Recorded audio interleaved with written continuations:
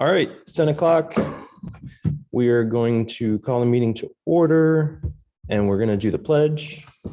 We have a flag. Perfect. I pledge allegiance to the flag of the United States of America and to the republic for which it stands, one nation, under God, indivisible, with liberty and justice for all. Okay. Merca. All right. All the directors are here. Everyone's in attendance. Meeting notice went out on Tuesday, I think. All right. So now we have our open discussion stuff. I know this is a workshop. I didn't know exactly what it entailed, if we should be down here at all. or not. You can be here. You can be here. Oh, yeah. Just pull a chair up. Well, sure. But there wasn't anyone, so we're just gonna sit at the table and Yep. just work it out. So you guys can Okay. find a chair. Just kind of curious. I guess the last time you guys had a get together, so. It's a good way to get caught up and have a clear understanding. Appreciate you coming. So I'm not gonna go in order on the stuff here. I'm gonna kind of skip through order of importance. Make a new note so I can take minutes. The fencing. I know we figured out the plan. We know where it's going. You have a map. Perfect. We did get a estimate. Okay. Yep, So we have that. the total of all of this comes to with 10% over Mhm. is 1,050 foot. Okay. Okay. It's $18,200. Okay. Which I thought was incredibly low. I was thinking it was going to be probably in the more of a mid to upper 20s. She did say that it is going up in price, but she will guarantee us to hold on that price until we order. I did. That is also building our own gate. They Mhm. wanted $1,000 alone to build a gate out by the street. Oh, geez. So we can build our own. Yeah. It's very Yeah. easy to do. They're We not can do it. difficult. We've got enough material to do it. We also planned a little extra material because where the gate is going in that we're going to move from behind Salty's over, it's not as wide as the walkway. So we're probably going to have to put some panel in there Mhm. and make that work. And then we're going to have to put a panel back in over here where we're taking that gate out. But it's pretty straightforward. We're going to bring that fence back over to this area Mhm. here. We're going to take, when we do this, we're going to take all the shrubs.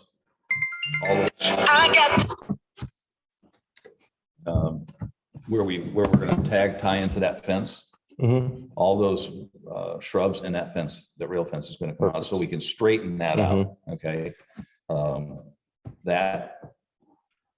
What I would like to do at that point is I would like to take all the shrubs out on that side. Because you're gonna have people coming in because we're changing lanes. Eventually, yeah. And then eventually, I mean, what happens there is you're really gonna need some more of that side of the road, I think. Mm-hmm. Because if you're gonna push everybody down through the middle, because this is the gatehouse. Right. If you're pushing everybody down through the middle, they're gonna need a little bit of width. So we're gonna need to be over a little bit more, okay? But, we can do that at a different time. I'll draw up a map to include at in the board meeting packet so people can see what we're doing. Time frame did they give us Now- that they're gonna hold that price? Well, that's the case. Now, they're looking at, to supply us with this, Yeah. a minimum of 4 to 6 weeks. Okay. So she said that the sooner you can order, the better you can. Mike and I were looking at the numbers yesterday. We have the money. Between the fencing and the gatehouse income, we've got the money Yeah, to do what this. I got yesterday is the tech fund, which we now have. We had 16,826, but then we subtract out of that $992, I think, for what you purchased from Amazon for the pads and everything up there. Oh, yeah, and you subtract like So another. that came out of that. So we ended up with the tech fund at 15,834.31. It's actually like 12 because Yeah. there's an invoice for the computers and everything that I bought. I think that was in, wasn't it? It was more than $900. It was 3,000 to get the UPSs, the computers, the monitors. Okay, that figure that I got yesterday, that came from the end of March, so Yeah, so Maybe. it's not in there yet. Right, and that price also included the stripe and the tree fund money at 4,240. Mhm. And in our fence reserve, we have $8,714.13. But that was as of March, As so of we end of still have March. 2 months to add it. Yeah, and we still, So, we have the money, so, Right. yeah, we'll put that on the agenda. The sooner Agenda, we can order this, the better, because she said that if 4 to 6 weeks minimum, and it could be a little bit longer than that. But now, are you gonna get up with Paul Green to see? yes, that's the other thing I was gonna say. Paul, last time when we did this fencing in here, Mhm. had a connection with them Mm. and was able to get us a little bit of better discount. So Okay. I'm gonna get with him this weekend, Mhm. okay? And I'm gonna ask if he still has that connection. And if he does, can he give them a call and see if he can get us a little Yeah, discount off of that? yeah, that would be So- great. That'll help, but the sooner we order it, the better, because like she said, they're slammed. Yeah, let's, And she said 4 to 6 weeks is the minimum. She said it could take a little longer too, to get it. But one thing, she must have said it to me at least 3, 4 times. She said, that figure, that will double next year. mhm. Because it's just, vinyl fencing is really, because of the price of lumber right now, people are going to vinyl. Yep, supply, demand, supply, demand. They are off the chain. So I'll add this to the agenda for Friday because you'll have the final price. Mhm. Because you'll have to talk to Paul and hammer that out. I'll include a graphic of the installation area so that way people can see it. And hell, maybe if I have time, I'll fly the drone, get drone image and then draw the lines in. I don't know. We'll see. We'll see. But I'll put something in there. Where do you need the drone? Yeah, I was like, if I can get a aerial photo, I can draw in the actual lines and it. Okay. I can put mine up too. The place that we did business with last time also, by the way, is Big Sun Fence. Okay, So we're going right back with them, so it'll all match. We'll get the same. product. perfect. You can put yours up. I don't have one. All right. I do, but mine's paper. Doesn't fly far. All right, so I'm going to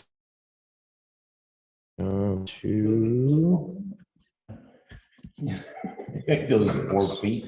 the fall meeting dates. So this one's important because I have to have it final by the time I send out the meeting You packet. done on my fencing now? Yes, sir. Now.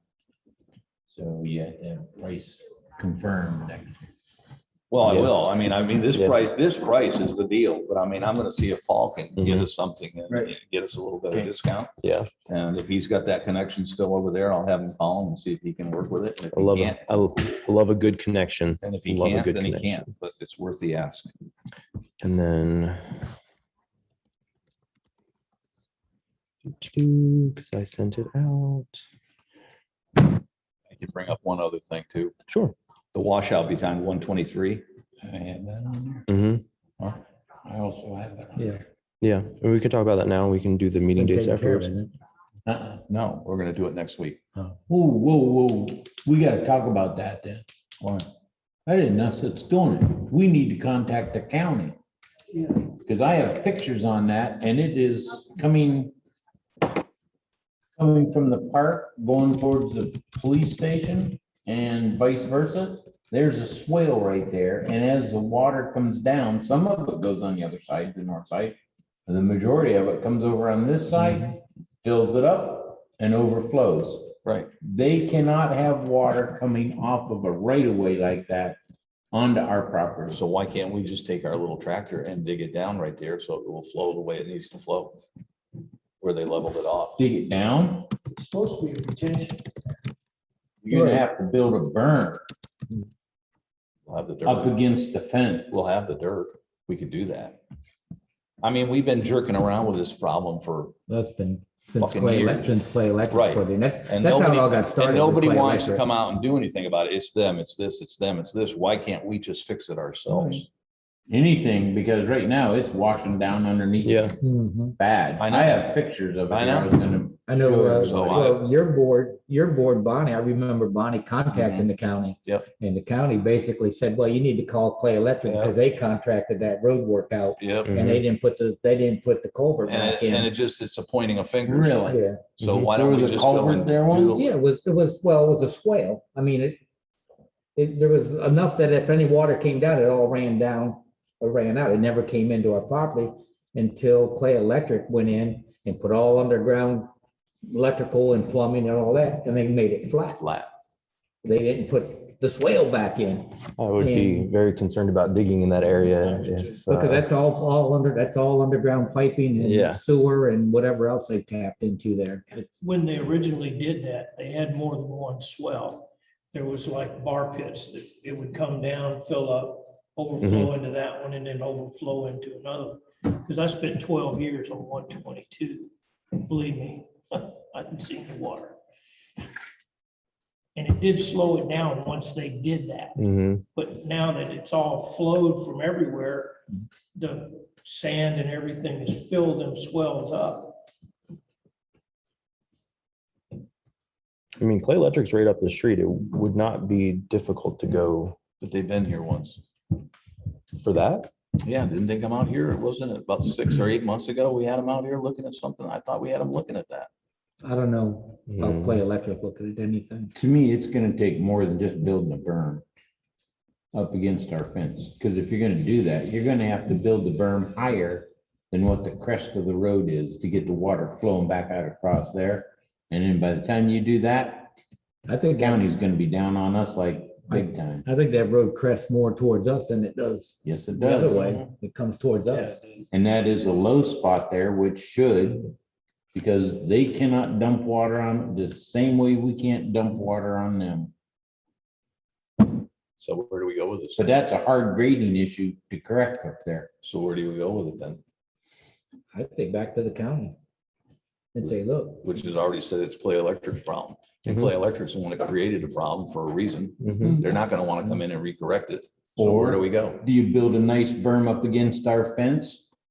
Big enough so when a hard rainstorm comes, that it doesn't erode through it and let the water build up and let the county take care of it then? I don't know. I don't have an answer for it then. Because I think you're gonna see, it's your problem, it's your problem, it's your problem, it's your problem. And Where it nothing, is. and nothing's gonna get fixed. No, When they originally did that, there wasn't any grass covering it. Mhm. Now the grass has grown over it, which keeps it from going down into the soil as quick. Well, I mean, it wouldn't hurt for, I would like to say that we've had a lot better luck getting people to help us resolve problems than we have in the past. It's not gonna hurt us at all to go talk to Clay Electric. I mean, they're literally right there. And I've been talking to them lately. I talked to their head engineer the other day about something for the Salt Springs District. So they've been helpful. So, hey, we have this problem. This is what we're gonna have to do if we. You're on good terms with him then? Yeah, I mean, Give him a call. I can even call him, and ask him, hey, we have this issue, there's this berm, I can have you meet one of my I'll other meet him. directors out Alright. there, and they'll be happy to explain it to you. We have to do something, and if we have to do it, it could damage your stuff, you know, like you guys did all this buried underground stuff. I don't want to dig there. I'd much rather you guys handle it. You know where you put it. Sure. Dig it back out. It shouldn't be flat, guys. And it's not that big of a repair that I don't think that they'd fight. The only thing that they could do is because they currently think that the chain link fence is our problem that came down, they might be like, you need to fix the chain link fence. But I'm hoping that's a different group and they're not thinking about it. So yeah, so we can do that, and if it takes too long before yeah, the rainy season really kicks in, we can build the berm and it'll be a temporary fix. mhm. And then they and the county will come. Scratch some of that grass off at the top, kind of put it up towards the fence. It would help absorb it. I mean, it's like a waterfall when it rains hard. Maybe when they're doing some brick pavers in here, they could take that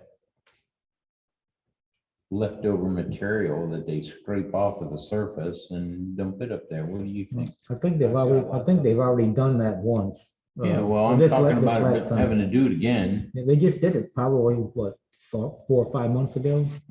After that, all those leaves came over, because they were dumping their leaves over there.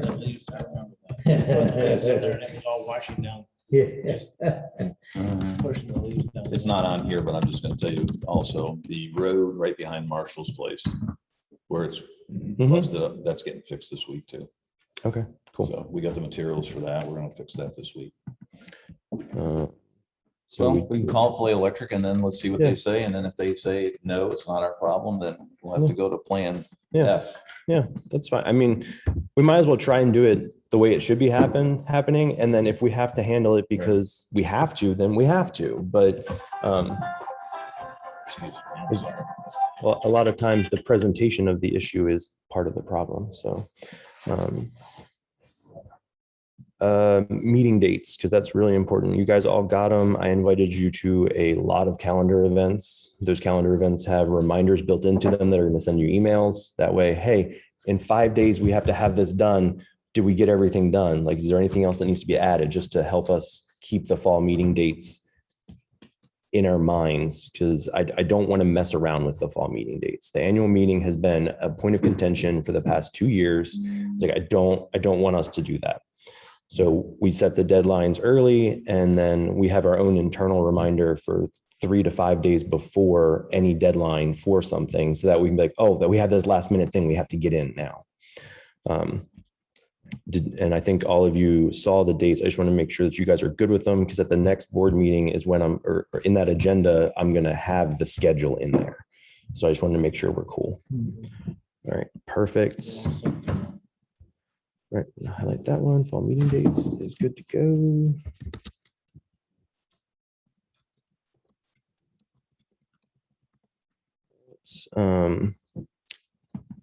Let's do. We'll do official representation of SSRA. It has recently come to our attention that past board members, either intentionally or unintentionally, cannot confirm, are representing themselves as points of contact for the association. When we've talked to officers that have come from DEP, FWC, and all of those places, they've said, oh, that person doesn't represent you guys. We're like, no, they do not. So I don't know how we're going to handle that exactly. If it continues to happen, we can have the attorney cease and desist them. If we have to, I have the attorney doing a lot of stuff right now. A cease and desist letter isn't something that I really want to just have them add into our bill, but I don't know if we want to do I have notified both of those entities Mhm. via email and one in person, FWC officer that was here. And he caught on fairly quick. Once he caught on, he said, oh, okay, I need your number. I need your contact information. In fact, he called me back 2 days ago on an update. Mhm. And said that, well, his words to me were that he was told by that person that they were representing us in that situation, for sure. So And DEP, I did not hear back from. That was Carter Page. mhm. Cook. Carter Cook. Have not heard back from her, and I sent that out like 2 weeks ago. I sent her an email in response to some of the stuff that was going on. I said, by the way, it was brought to my attention that you're dealing with a certain individual as a representative, and that I am the point of contact, and board of directors is a good email to use Mhm. for any further. And I've heard nothing, zero. So be aware, we're going to tell I'm going to let the gatehouse know that anytime anyone from a government or regulatory body shows up, you need to alert the board. That way, whatever board member is available can go and communicate with them. That way it's not, oh, well, this person looks like they know something. Must be who I'm supposed to talk to. And they just kind of roll with it. We need to make sure that we do that. And we can have the gate let them know that, hey, you'll be meeting so-and-so there. They're on the board of directors. They're the treasurer, secretary, whatever. Yeah, I agree. I've been having. And if it doesn't stop, then we'd have to go to the Plan B. Yeah, but hopefully that has been resolved for the most part. We will continue to What monitor. about the CC and former board members in a email? Well, I feel like that is just Mr. Mayor being an asshole. A little confused us. Yeah, it really was. But I don't see anything that needs to happen with that. I just was surprised that, well, I wasn't even surprised. I was just like, yeah, that's about par for the course. Let's do cottage cost share, because this is important and it's gonna, oh, do you have something? Back Mhm. up to that. That's not the only problem we're having with people giving wrong information out. It is other people throughout the park giving some of the other association members, say, getting ready to do something involves art, Mhm. and they're told, oh, no, don't worry about it, you don't have to have that. Oh, yes, they do, because the person that's giving that information out is really hurting everybody, especially the person that they gave the wrong information to. Yeah, And I'm sure you've run into that several times, right? I have, I was told not to do it. and I say, who told you? Did you go to Art? No. Well, and they quickly don't want to say who did it, but and by the time that Art catches it, or we catch it as we're going through the park, they're well into the way of getting something constructed, and they don't want to hear it because they were already told that they could proceed when, and the person didn't have any authority to do so. That's a Yeah. big problem. so, And unfortunately, given the price of building materials right now, these Yeah. people are really taking, Yeah. because they just spent 6 times what they normally would. Yeah. And now it's sitting there. I bought 2 2x4s yesterday. I was like, holy sh- I was like, they used to be $3. I so- see a 1/2 inch plywood right now. I've done it. I've done it. It's painful. Could sell it on the street. I mean, it should maybe be in a form of some sort of an announcement, whether you put it on a marquee or an e-blast or something, that all projects must be approved through ARC. I know this If is. they're not approved, if you hear, if somebody's telling you, your neighbor's telling you it's okay, it's not okay. And If to you, you know. involve the community in it too. If you see, it doesn't, it's not the fact that they're throwing their neighbor or somebody under the bus. It's holding the standard equal to everybody.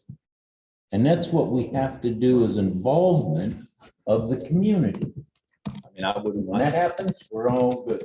I think that even on the marquee up there, putting it on the art, all work, all improvement, or all worded any, put some lipstick on it. I mean, whatever way you want to word it, must be approved by ARC first. So- And look, a lot of times we'll get an ARC application. We'll look at it. We'll tell the owner, you don't need approval to do that, Mhm. you know? You don't But we need do approval From county. ARC, from ARC. If they want to replace a rotten board or something, and they think they need an ARC approval, Mhm. we have plenty of them that we come across and go, hey, you really don't need this. But well, I'll tell you what is good about that though, Jerry, Yeah, they is let the you fact go. they're going through that Yeah. process. Mhm. And you don't want to deter them from going through that, just. No, And, no. and the ARC process has been great in the past, in the recent past. It's moved quickly. Approvals are happening faster. It's not being held up by, well, this person said yes, this person said no. It's a fairly cohesive unit moving forward. So it's not an inconvenience to get an ARC approval anymore. No. Like it used to be, you're like, I gotta put one in. I don't know when it's gonna go. A good example of that is across, I forget the road name, but they went to ARC and said, we're just gonna replace a rotten board, remember? Is competition. Lo and behold, they demoed the whole freaking deck, Right. Yeah. the structure, everything. And never pulled an ARC. And all they said to ARC was, I'm going to replace the rotted lumber, rotted floorboards. Mhm.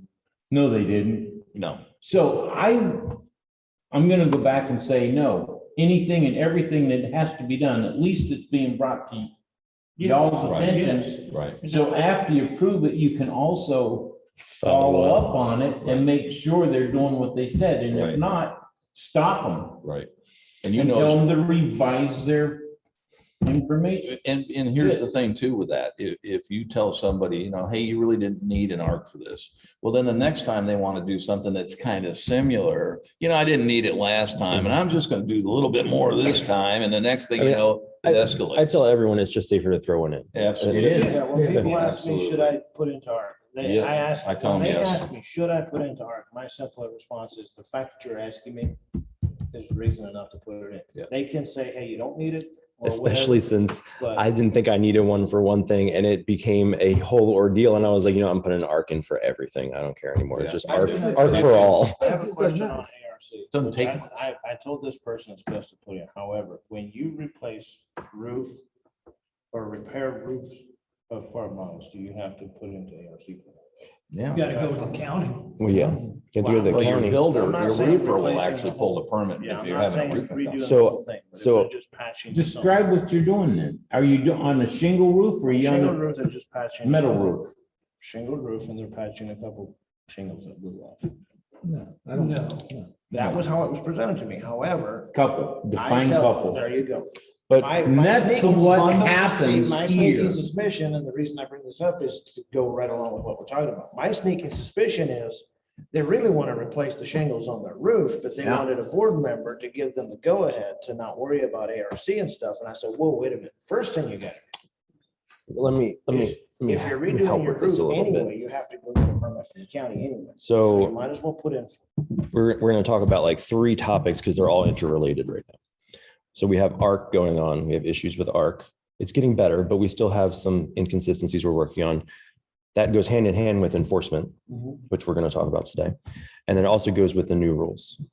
So the ARC rules have not been approved by legal yet. They're almost done. I think when I talked to her 2 days ago, she said, I'll have them for you this weekend. But she pointed out something that we did wrong. She's like, so your ARC rules talk about all the things you can do and everything, but you're kind of doing it wrong. She's like, most ARC rules are like, hey, you can have roofs of these colors, and they put color swatches, and they have, you can paint your houses these colors. Like you have to give them all, because it's arbitrary if not. So you have to have all that stuff. So our ARC rules are about to get expanded because we're going to have to do that. Neutral colors from Sherwin-Williams between this range and this range, or, and she's like, that's what homeowners associations and condos do. Because it then becomes a can do rather than no, you can't. Right. And When you, you look at it on the positive side, hey, you can do that, but here's your guy. yeah, you still submit the ARC permit, but they now know exactly what the available parameter is. Yep. Like our rules weren't bad because it says, hey, you can do this, this is how you do it. She's like, but you also didn't tell them. She's like, other than the gazebos where we put in photo examples, she's like, you put in photo examples of what you were talking about. She's like, the rest of it's like, yeah, you can get a park model. Can they get a neon green park model? Because it doesn't say you have to have a specific color and like stuff like that. So we're going to end up having to expand those. It's going to be pretty simple to expand it because it's pretty easy to see what the Our aesthetic rules used is. to have that in there. Yeah. They used to have Color. color. Years Oh, years They ago, were taken out. Yeah. They were taken out. because they wanted it to be like the forest, the Yeah. cream Oh, and I green. remember that because Yeah. down there was Yeah. a red roof when Park Model came in and people went all up in here about that. Well, the purple, In the Purple Palace, yeah, which was actually ARC's fault, which is my favorite thing. It's my favorite but yeah, thing. there was a thing in there that you had to have neutral colors, Mhm. green, Now tan. the guy that Green. bought it and likes it because Well, I he's a did, Vikings fan. I did tell him, I was like, you know how they got that approved, right? Yellow stripe. I was like, you know how they got that approved, right? I was like, they put in an ARC permit to do a bunch of stuff, and then they put painting, and they put the color there that it was going to be purple. No one read that they're painting, we're doing this, and they approved it. So when they started painting purple, ARC came out like, you can't do that. And they're like, yeah, I can. You approved it right here. And there was nothing in the rules that Yeah. you can do it. Yeah. So There's a metal roof going in today that we don't have any arc. So And about anything about the roofs, I can't remember who I asked. I don't think it was you. I think I asked Peter, maybe. I don't know. I asked someone who was related to ARC. I'm doing the roof on my place and my dad's place. I've selected a contractor. I would just sign notice of commencement. And before I had done that, I was like, do I need an ARC permit I'm re-roofing? Like I'm not patching. They're taking the old one off and putting a new one on. And I was told I didn't need an arc.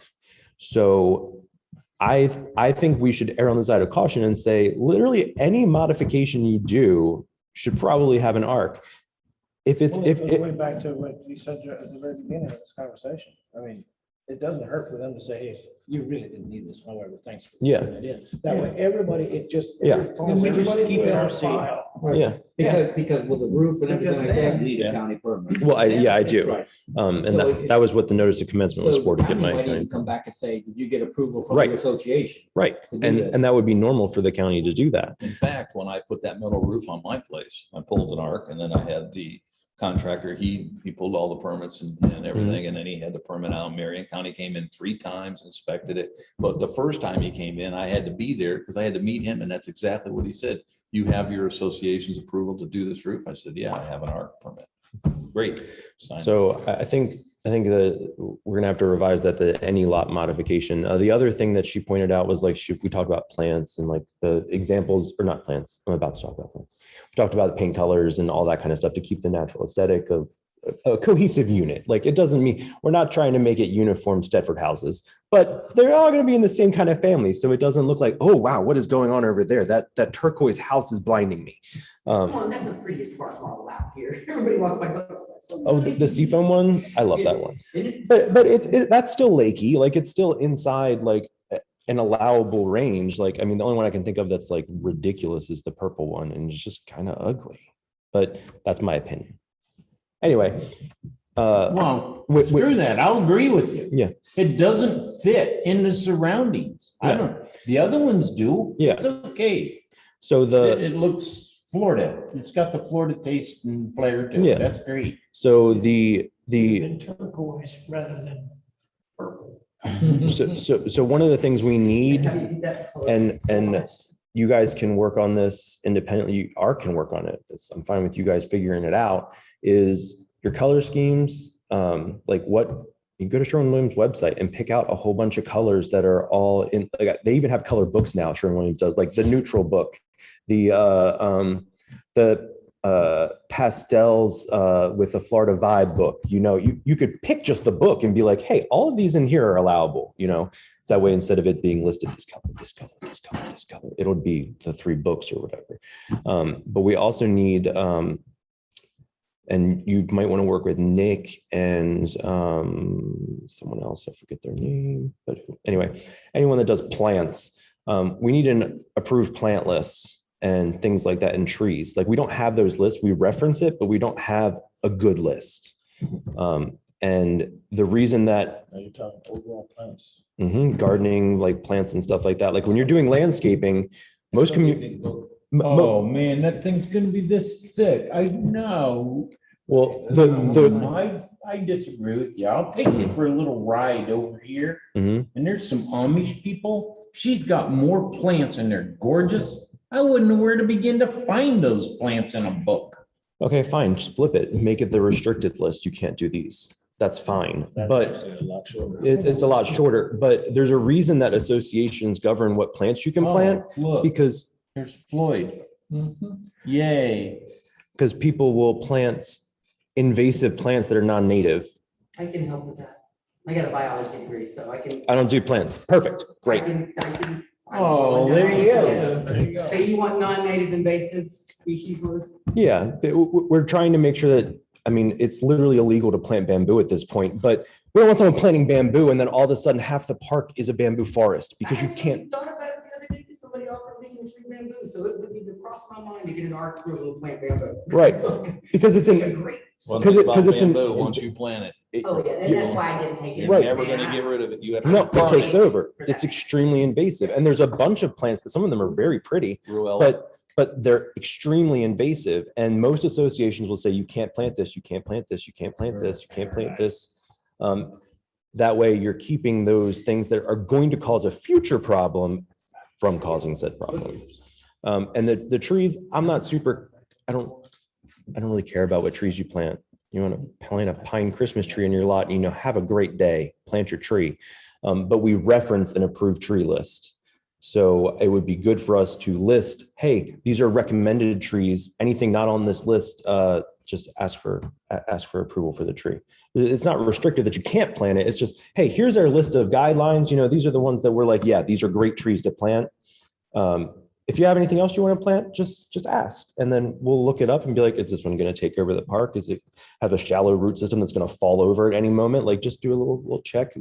The internet's great. You get a lot of people, first of all, that don't understand the weather that we have. Okay, so you're buying plants that aren't frost and freeze tolerant. You're buying, it'd be like somebody coming up here and trying to put a canary palm in. They won't make it. A queen struggle because of the cold. So I mean, there's certain trees that are indigenous to this area, certain plants that are indigenous to this area. If you come by my place, everything that is on my property is freeze frost tolerant. It doesn't die in the winter. And then we just talked about the official representation of SSRA, who the points of contact are. It's this board and their designees, which Get together with her. Do we want to bring back up, we were talking about that with the RVs and stuff, because we're now talking about, putting it out there of what you can do and what you can't do. And I'm gonna get back to the RV, because we talked about the RVs being predominantly on pads and everything, and we apparently agreed that we're not gonna deal with that. My question, and we brought this up, now, you got a big lot, everybody's got a big lot. Or two. Or two lots together. And they say, I just want to bring in, and I'm gonna park my RV parallel to the road. And set it back. So now I got a big front yard, and I got a big backyard, I'm sitting this way. And if they do that, you can't go to them and say, you can't do that, because now we have nothing that says they can't. As it is right now, they can. They That's can right. put Right. on anything, and it quote unquote, the last time we talked about it, as long as the setback requirements are met, they can put it any place they want. But do we want RVs parked parallel to the road? No, Because somewhere along the Why? line, somebody's gonna do that. why would you want that? Well, I'll take you up and show you Mark's old lot. I'll show you my lot. I've already Why I got- would want to do that. I've already got something working with Steve in the design of it that would be absolutely gorgeous. But do we want? Because that? his lot is longer face wise this way than this way. And it would be absolutely beautiful. That's why I was glad when the board passed that the last time, because I mean, it fits. they wouldn't be able to, I mean, we could always defer to the county setback. So there's from the midpoint of the roadway, it's a 20-foot setback. Yeah. So none of our roads are more than 20 feet wide. Like they're not that wide. And in the regular areas, they're like 10, 12 feet wide. So you just push them back from the road regardless. Yes, they can't be on the roadway. Like it's just like the trees we were talking about. We're going to do tree trimming, a whole bunch of it. Or I don't remember who I was talking to. Tree trimming was happening and we're maintaining the 14-foot clearance. Well, that also means that there can't be a branch right at the edge of the pavement. Like that's not going to work. It needs to be back so that way there's space around this whole area. It's the same thing with the RV. So you can't have it on the roadway line and 1 foot setback. I'm gonna laugh my ass off when someone slams into your RV because you parked it next to the road because you a dumbass. Like, You saw the guy on my corner, right? You saw him, he pulled this, everything was right there, and then put the rebar up and all the pavers. Mark. yeah, As well, I watched the kids do bicycles. yeah, that's on the See, radar. That It's on the radar. setback there, what she's referring to, that setback's already in our rules. Mhm. Our original rules was a 1 foot setback from the Yeah. edge of the road. That is not even anywhere close But to it's a foot. different for RVs than what it is for park models. No, it's boat trailers, golf carts, vehicles, it's a 1 foot setback. The RVs and the park models, as far as their setback requirements from property lines and roadway are different. But the trailers and all that stuff, your trailer tongue can't be within 1 foot of the road. It has to be back further. But I think what Mike's getting to, and I think what Mike's stating is the fact is you get somebody who has a lot. And now, yeah, but you're one of what? Okay, you can't use you. So now all of a sudden, we want to bring and put my RV like this. So I have all this backyard space, okay? You're good with that? If you have the 80%, Where are you gonna park? hold on, if you have the, there you go. But that's, Where are your cars gonna park? But there that's you their, go. but that's I their mean, problem. that's- Yeah, Like, but they still have to, I mean, they still can't park on the road with their vehicles and all that still applies. Okay, but if they want to do this without the 80% rule in there to protect it, you can't go to him and say you can't do that. He might do this with thinking he's got enough room to come around the back and park or something. I don't know. I'm just saying. Because right now, we're basically saying you can park an RV right up on property line. Right. And we're not a zero lot line. Well, no, we're now, not. So this is you, where- this you is got, where- if I agree with him. If you put that in there, it gives you some leverage.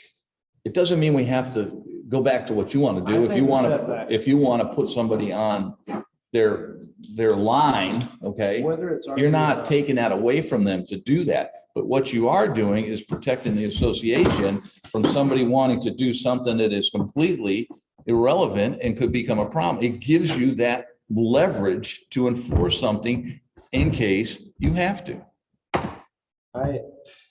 If I understand what you're saying, Greg, and what you're saying is, we need some type, even whether it's RV or not. I personally do believe an RV. We should, now there's some very narrow lots, and I understand, I stayed in one of the smallest lots in here with a 40-foot bus and a 20-foot enclosed car hall. You don't get much bigger than that in here. And it was the one over there,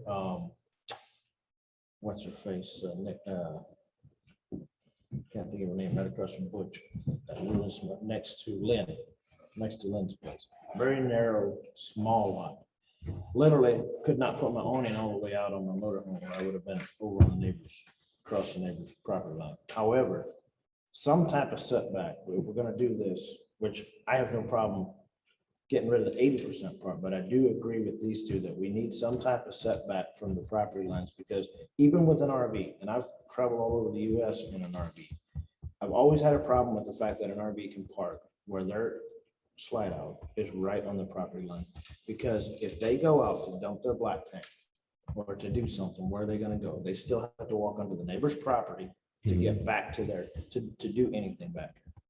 So I think there still should be some type of setback. It doesn't have to be in 5 or 7 feet, but some type of setback to keep people from crowding that property. As long as the slide does not extend past the vertical property line, I'm fine with it. Why? Because it is set up in a temporary and they can move it. That's why it's different for park models. But if you go back to the point, say we have an instance where we have to make a correction with an individual and you don't have the 80% rule in there, you don't have any leverage. It's going back to the color scheme, okay? Same thing. ARC approved that purple, but we didn't have color schemes. You don't have any leverage to go and enforce something if you have to. I think that if it's in there, Well, doesn't also, mean you're gonna go to everybody and say, hey, you're not 80% on the pad, pal. but Get on that's the what you pad. have to No. do. I was Because- afraid, I was just, because- I don't have clues here. That would mean that. That the rule's unenforceable because you chose Yeah, to you allow pick it. and choose You if you can't, wanna- so it's either you do it or you don't, because that's one of the issues, like they can argue out of it. Like if you go to court, like you didn't enforce it for 3 years and you suddenly decided that because I did something you didn't like, now this rule's valid. No, you lost your enforcement rights because you ignored it. It's the same when you're suing someone and you get a judgment and then you don't finish the judgment. If you don't finish it, you lose the claim and they win. It's true. And that was the whole thing. Because it has not been enforced for years or relaxed, how about relaxed enforcement? How about that? Mhm. And then all of a sudden, this board is taking a look at it and saying, whoa, we gotta do something that's getting out of hand. We agreed that we would change the rule or adapt a new rule to fit what has been happening to go forward with it. Mhm.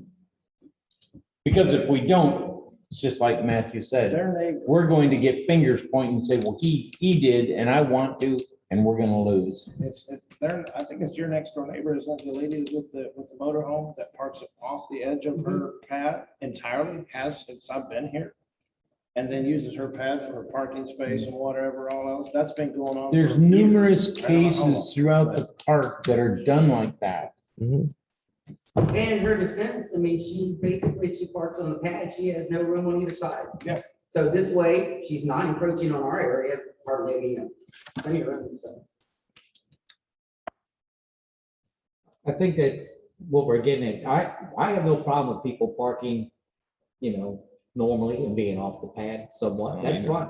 I'm just trying to put it where somebody just can't come in and say, I'm gonna park this way, parallel to the road and have front and They're back. doing it. There's a couple like that up here. I haven't seen any, other than the one that got permission many, many years ago to do that. Yeah, I haven't seen anybody that's parking vertically. Yeah, vertically up against the road, or, even if they're set back somewhere. Parallel to the road. Parallel to the road.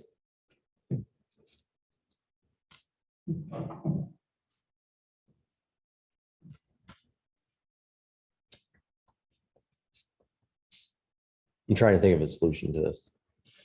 I think, I have a big lot, and I know people with smaller lots that aren't gonna be able to do Can't do. half the stuff. Yeah, they don't- However, right on the flip outside. side, now let's look at the other side. I'm stuck at 947 because of everybody else. Yeah.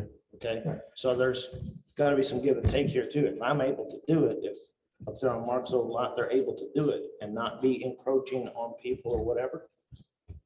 So be it. They're still stuck with 947. I'm stuck with 947, even though I have over 9,000 square feet. I have to abide by that. Mhm. So there's some other areas where I might have more freedoms.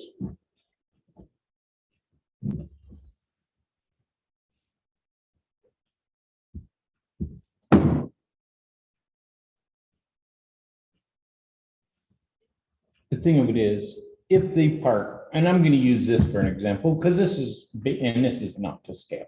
Mhm. But this is basically what he was wanting to do is there's a setback in the rear of 7.5, correct? Mhm. So he's 7.5 here. On the side, it's 5, right? He wasn't even gonna go 5 because back here at this corner, he was gonna go approximately plus or minus 10. Mhm. I don't know what it is over here, a lot. And I don't know what this is. It's a lot. But in doing so, you talk about that corner right there. Everybody knows what lot that is, right? There's some big oak trees out here in the front. There's a big planter and a circular drive. I got it. I got it. I figured it. It's going to cost him about $5,000 to get his electric moved. Mhm. Oh, well, Yeah, you that's want to his pay it? Yeah. Fine.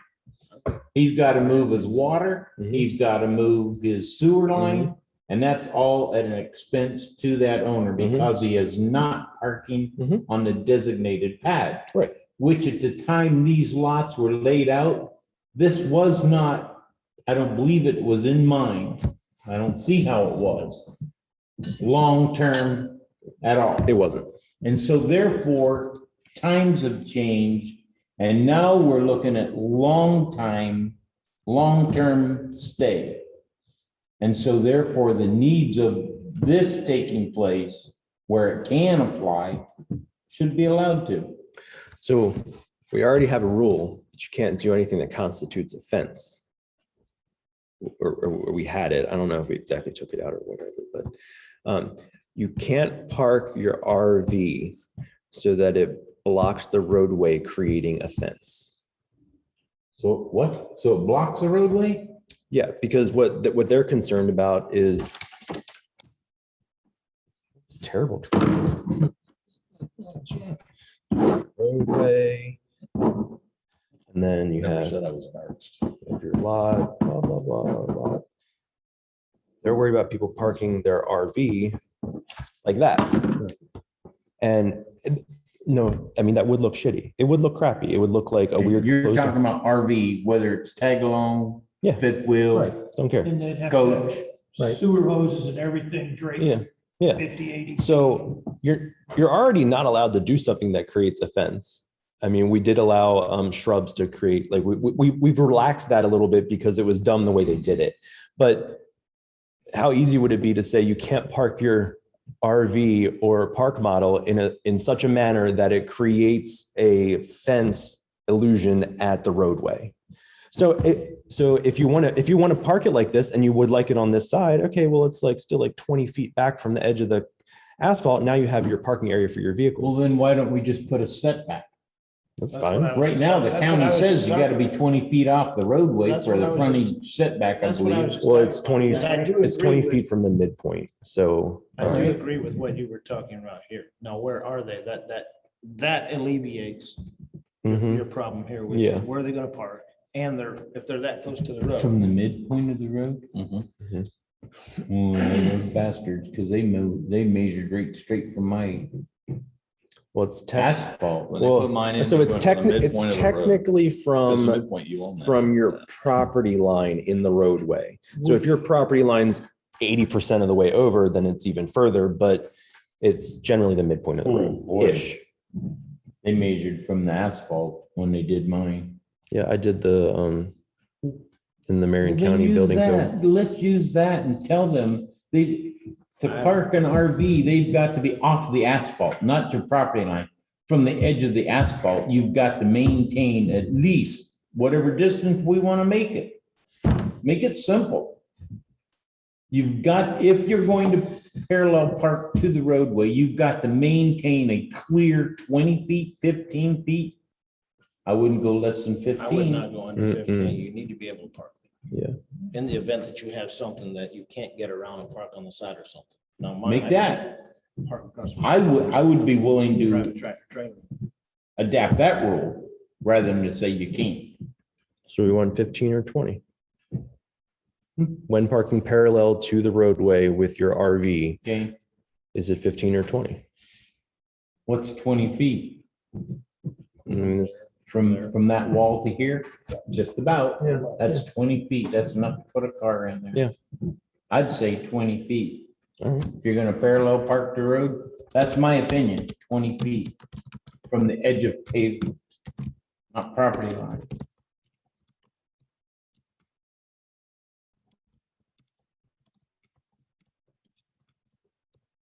Spelled pavement wrong. All right. I got that added. You're counting 1 foot tiles.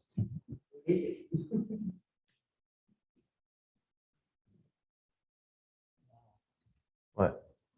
That's about right. Almost to the bottom of that vent. Yeah. Almost the bottom of that vent's 20 feet vertical, but we're almost 20 feet to that wall right there. Here's 20 foot right here. From right here to there. Just from that count. Yeah. Yeah, that's fine. That gives you Plenty. plenty of space to park in. You know, even a big- Plenty room for any other vehicle pulling a trailer or a large coach coming up can maneuver through it. And what's the setback on the sidelines and the back line, which we say, 5 feet? Or 7.5 feet? As long as the slide out does not exceed the vertical property line.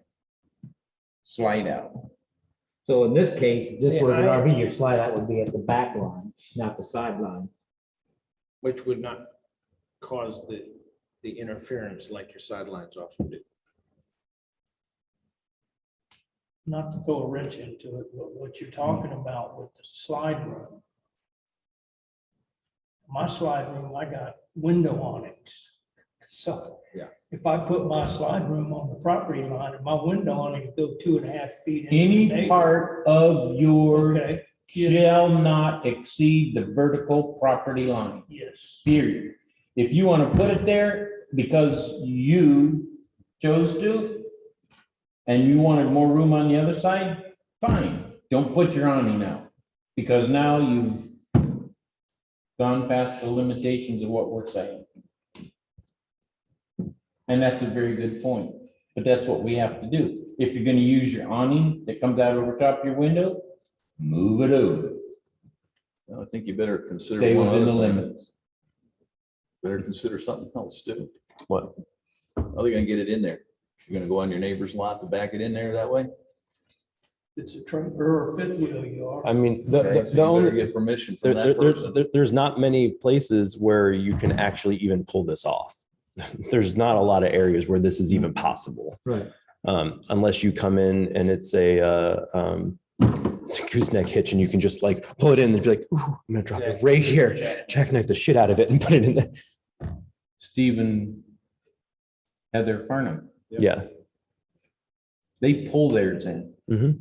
Where's their truck go? That big dually, Mhm. right on their neighbor's property. And they pull out. This time they have it backed in, but that's how they normally get in. So. Well, I mean, and truthfully, that's up to the adjacent property owner to decide what's gonna happen, like. But, all right. So we're good with this 20-foot setback.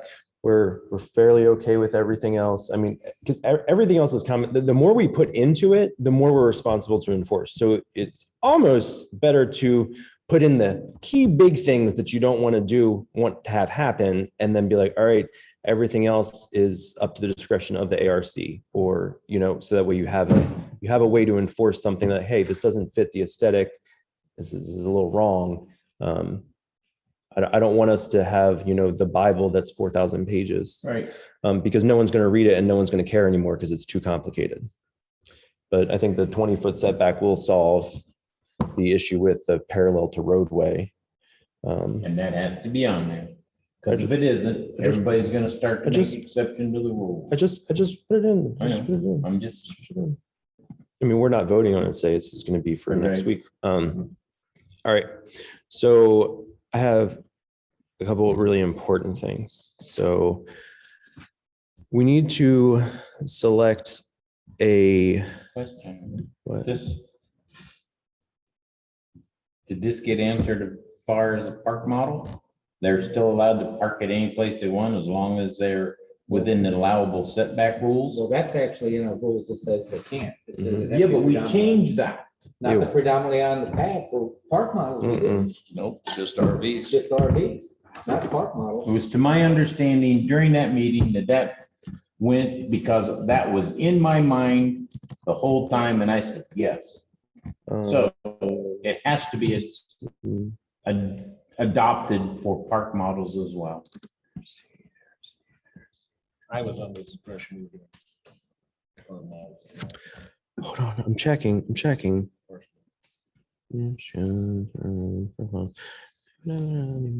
Marion County is required a 20-foot setback from the front property boundary. See, that's what I thought.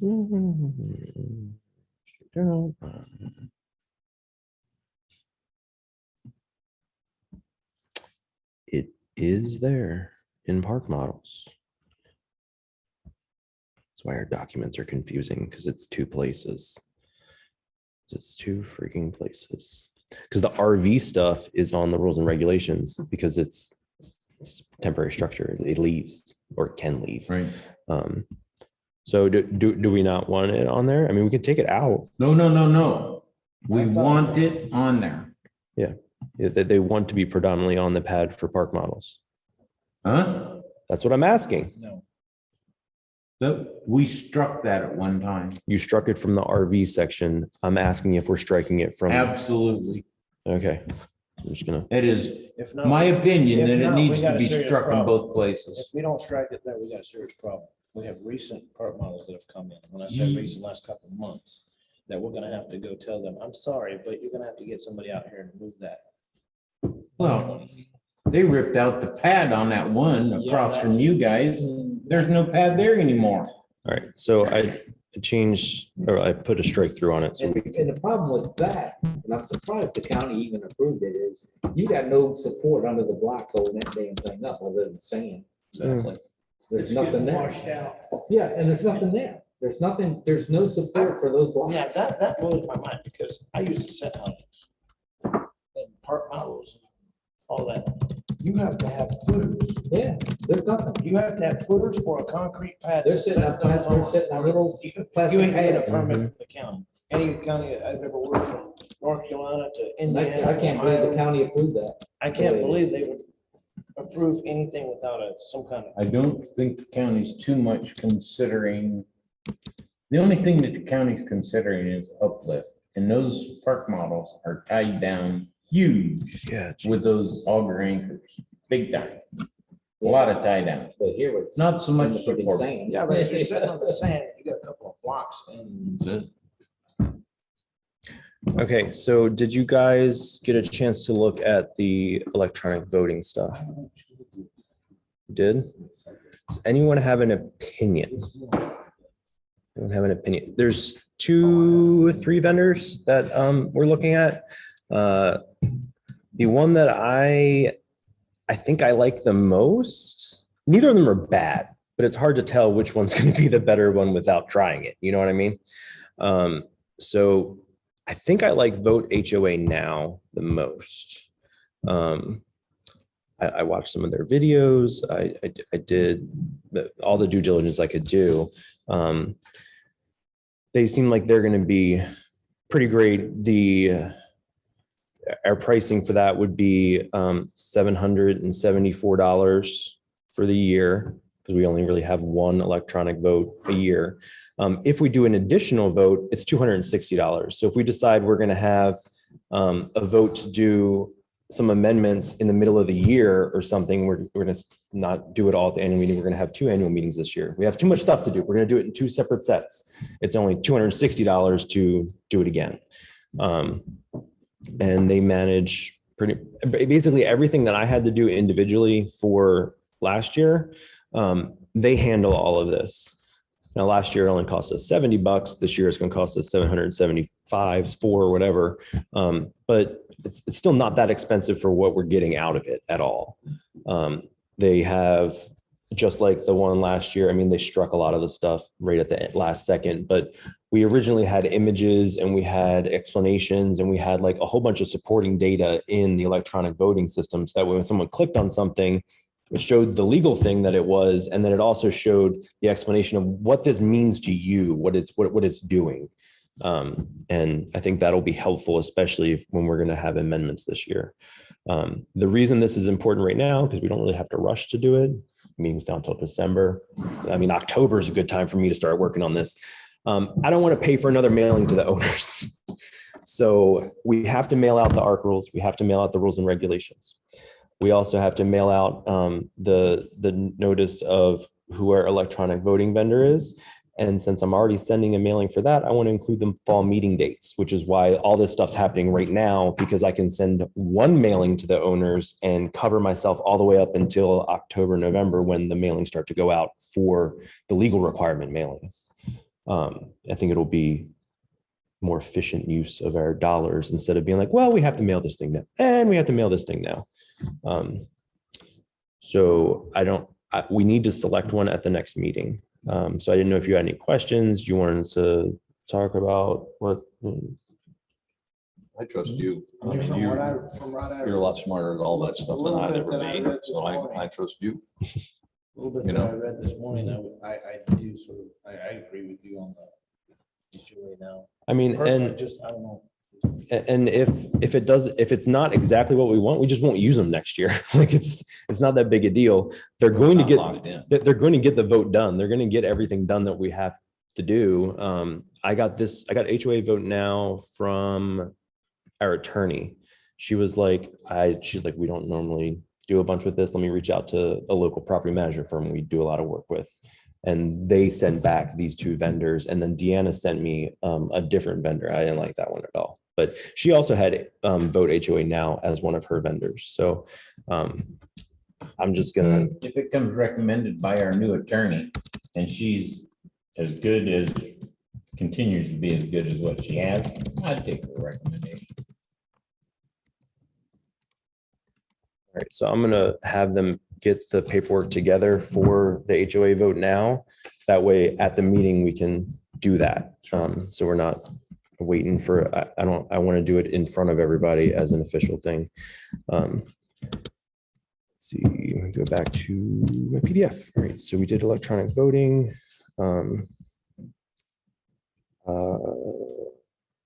Rule enforcement procedure. Let's do that. So we have, it's covenant violations. So the declaration has the covenants, the deed restrictions. That's where like the super rules are. Like, no matter what you do, these rules apply. We have an extremely old one that I think is the current active one. We might just want to update the policy. If we don't have any changes, we'll just reformat it and sign it again and be like, hey, just in case you forgot, this policy exists. We're not making any changes, but we're bringing it back. It basically for it's the enforcement of the covenants in the declaration, the bylaws, lot modification, rules and policies of the association, and authorizes the management company to handle as follows.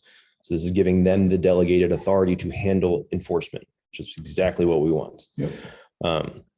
Continuous violations, maintenance, storage, lot modification, compliance.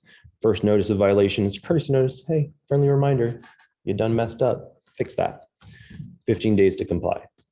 Second notice of violation is the final notice letter. Is From the management company. yeah, these are all from the management company. Gotcha. 15 days to comply.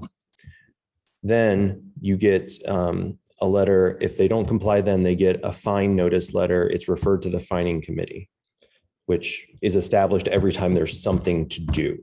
So it's not a standing committee that like we have a bunch of people for. We ask for volunteers every time there's stuff to hand to them.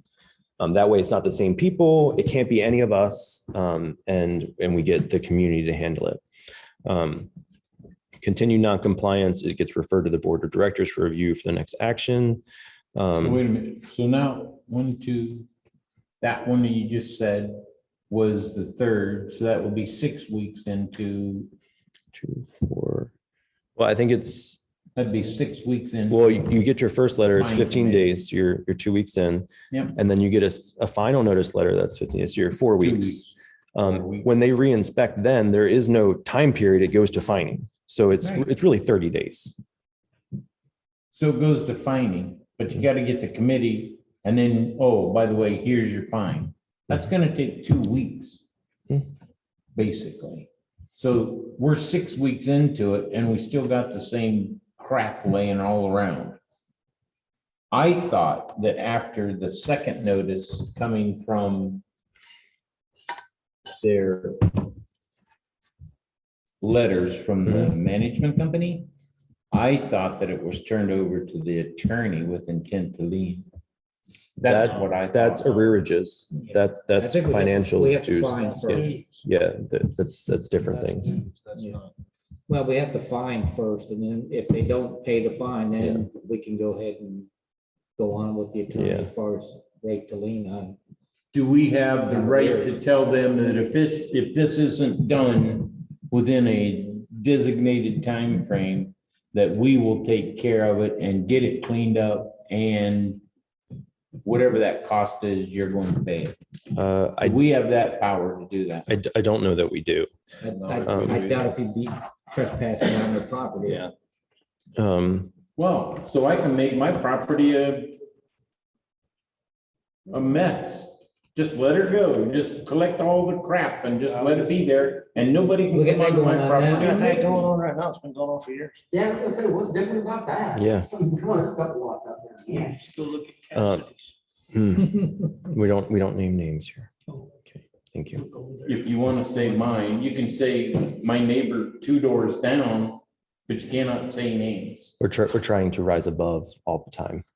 That's our But you goal. see what I'm saying? I do see what you're saying, but you have to give a reasonable time for compliance. You always have to, like that's in everything, even with HR counseling, you have to give them a re-counsel. Okay, retrain. Okay, now this didn't work. Okay, now we get it again. All right, well, sorry, you're just not working out. You got to go.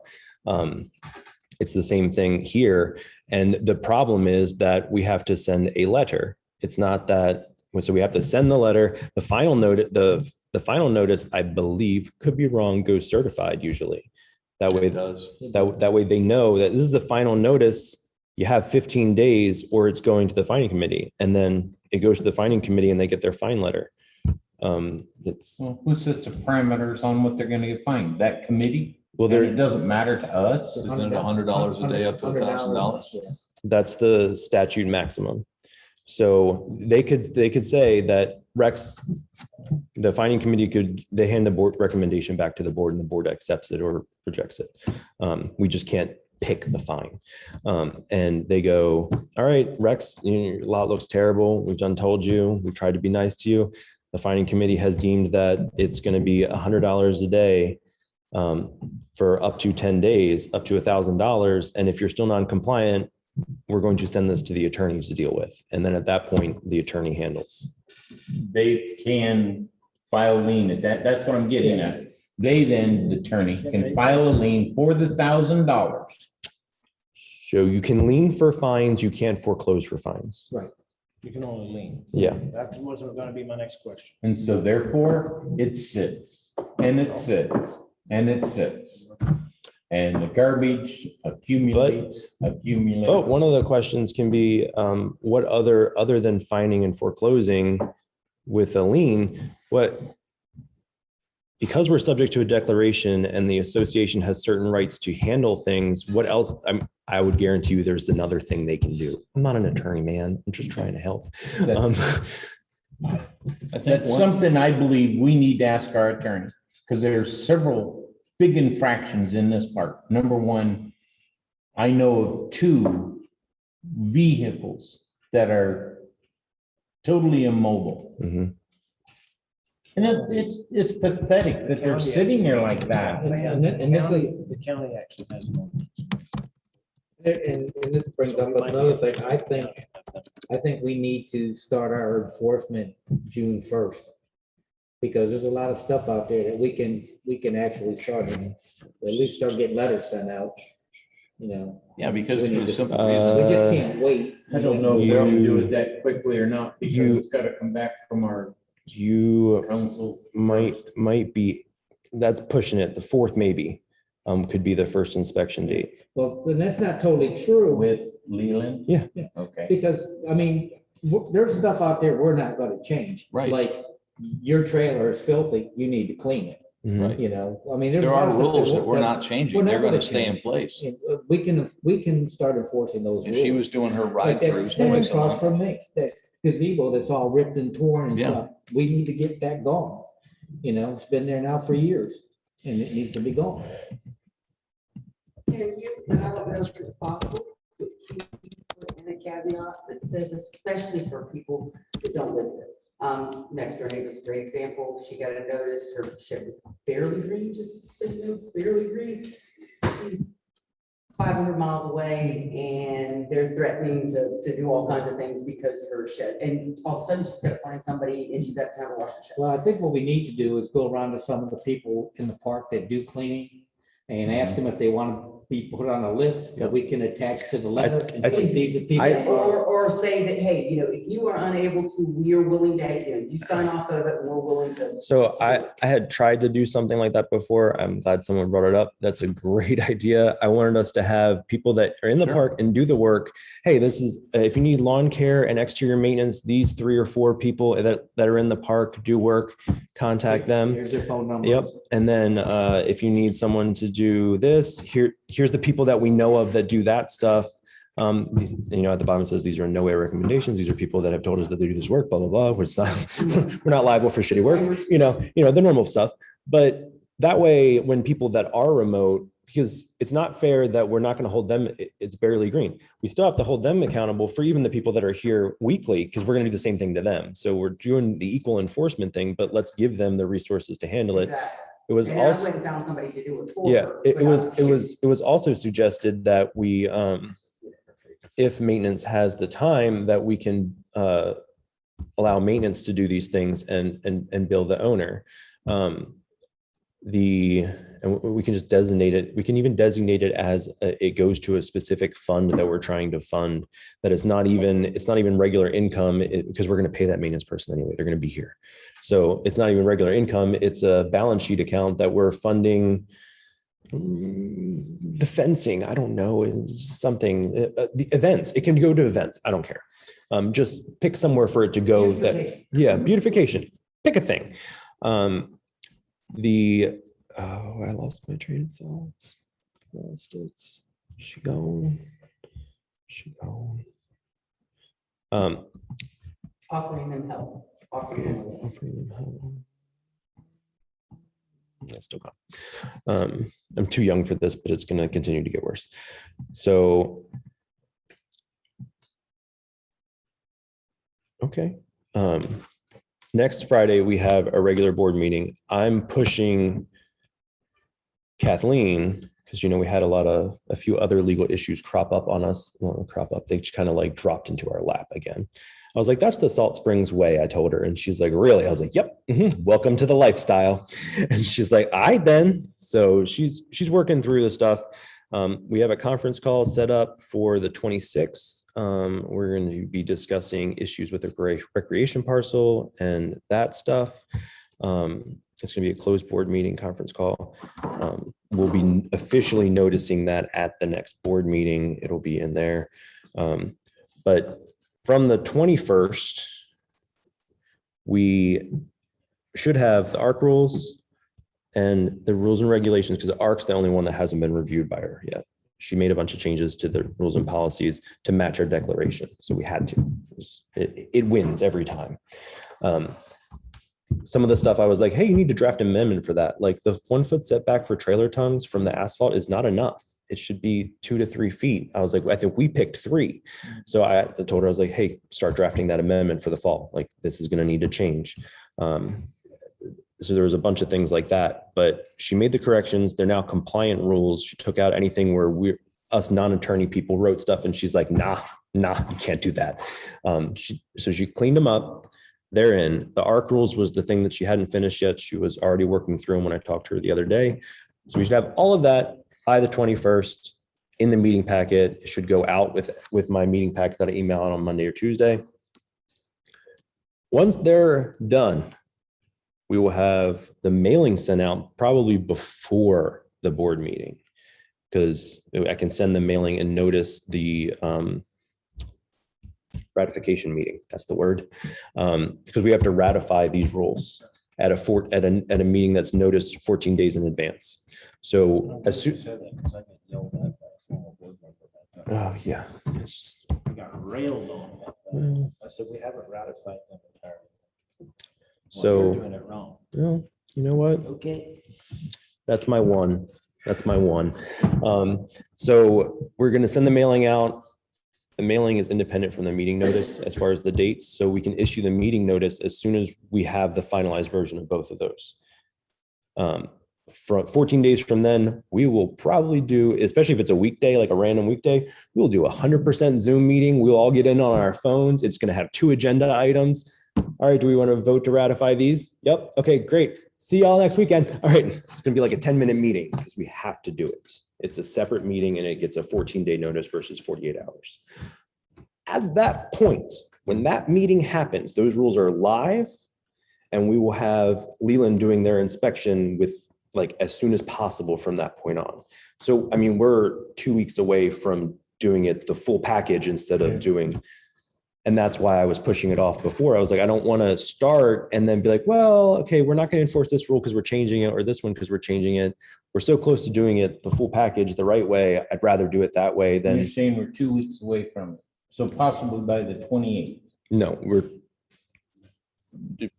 4th. Well, that's 3 weeks away. I said it's 2 weeks from when the documents are finalized, which I should have this coming week. Okay. So you're bumping down to between June 1st and June 4th. I just don't know when. No. We can even give this process an additional week, Oh my. but I would like Being generous. for That's Leland, generous. Take it. Generous. well, I would like for Leland also to get on schedule after these have been approved. Mhm. And then have them on schedule to come out and do a mid-June inspection so we can get it started. Yeah. So that would be someplace around the 14th or 15th. I would like it on the, I would like Leland to inspect our properties on the 1st and the 15th of every month. So that would put them up 15th, which is Tuesday. They can come out. Do a drive-through, we can start the list then and See what happens. Um, That gives the Mhm. process an additional week plus for them. Okay, so this is the new covenant enforcement policy. This is the one that Leland took what we had, rewrote it, and kind of updated it a little bit. Where's that one? It's covenant enforcement policy 2021. Oh, it should be in the Google Drives. This one was never signed. Deanna wrote it and no board executed it. So I mean, I would recommend that we do it. The only thing that's in here that's different from the one I read a minute ago is instead of 15 days, it's 14 days. They changed it to 2 weeks. So first notice, friendly reminder, 14 days. Second notice, 14 days. Final notice, they have 14 days. And then it says refer to fining committee, legal action board, the whole bad juju section. That's when it gets to bad juju. But that is 2, 4, that's 6 weeks.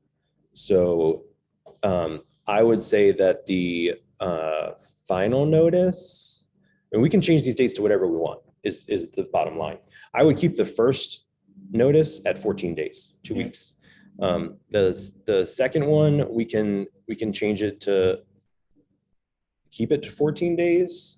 And I don't think that's unreasonable. A lot of these are gonna have to do with CAM anyway. And so they're coming out the 1st and the 15th. That's what I wanted that to go hand in hand with what you're saying right there. And then the final notice is still 14, but we can change it to 7 because at that point, it's still, they would have come out and re-inspected, and it has to go through other scheduling processes that are just internal. So we can do final notice is 7 days to comply, or we can keep it 14. I'm fine Was with that either. coming from CAM? Yes, this was what Deanna wrote up. If you're all good with it, I'll add it to the Because agenda. they'd have to make a special trip back out here on the 5th week. Yeah. I would say keep it on the 1st and the 15th schedule, that's how things are gonna take place, and it's approximately every 2 weeks. Yeah.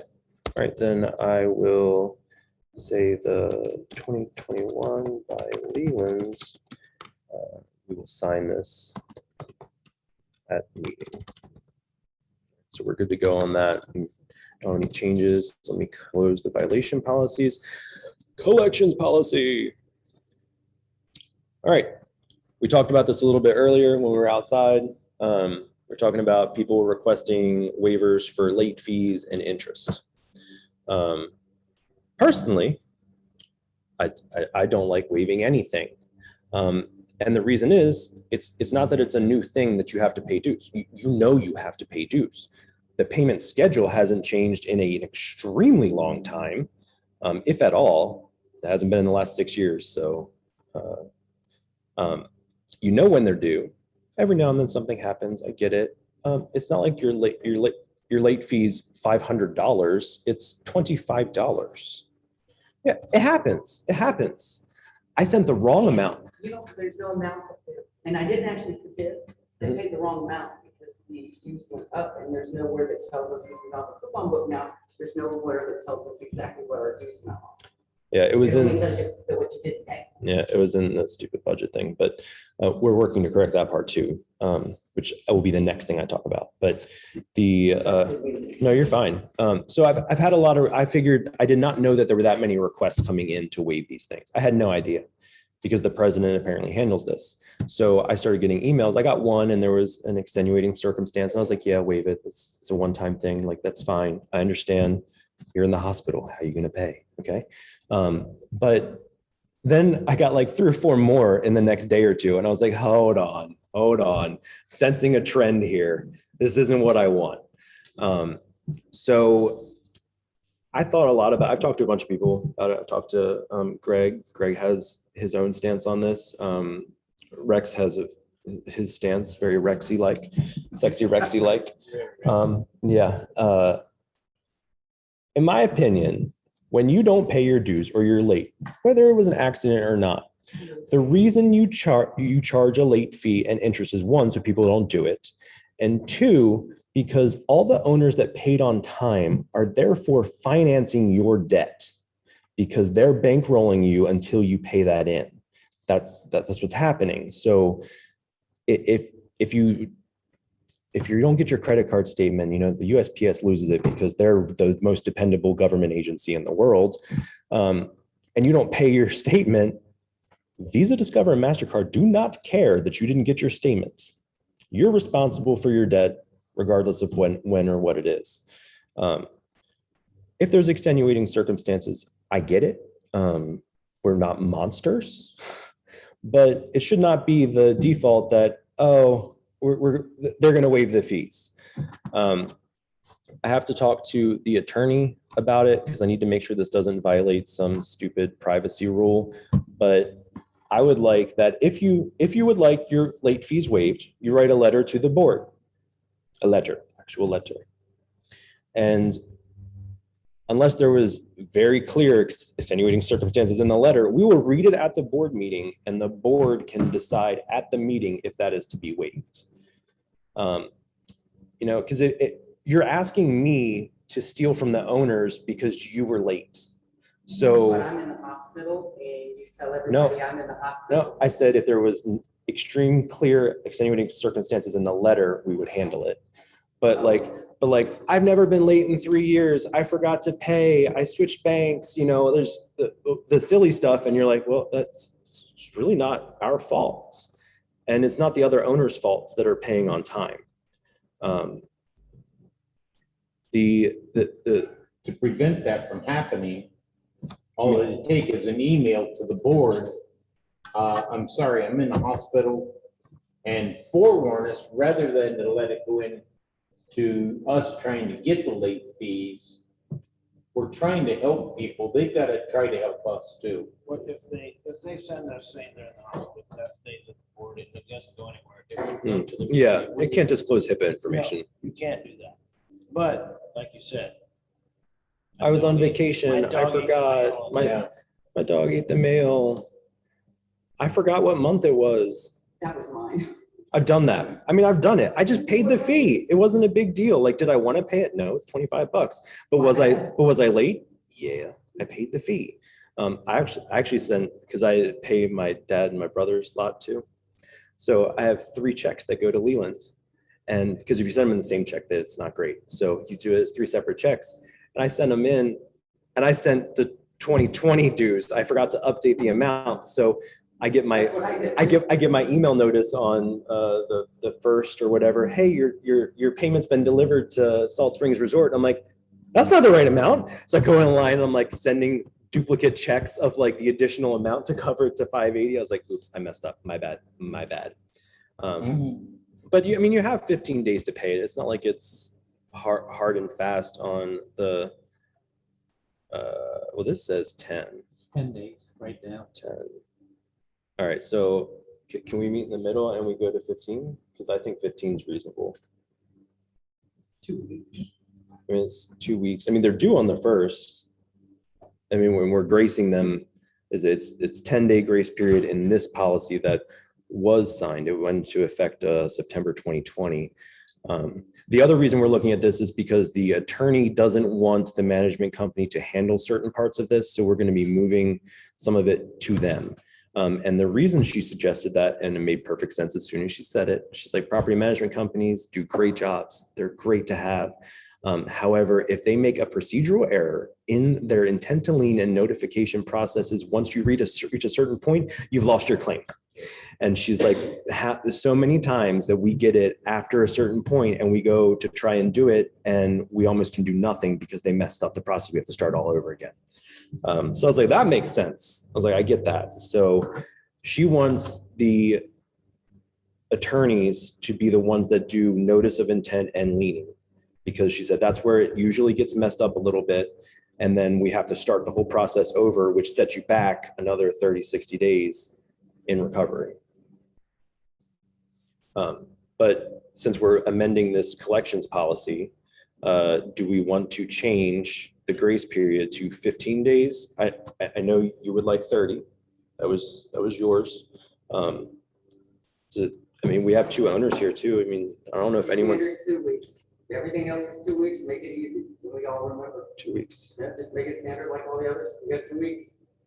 You have 2 weeks to fix it, you got 2 weeks to not pay it. Okay, devil's advocate. I love Devil. Why are we putting a grace period on something that basically now, okay, so they slide past it and say to themselves, oh, I've got another 2 weeks to pay it. And so, oh, there went that other one. Why does your mortgage company do it? Guaranteed you have a 5-day minimum grace period.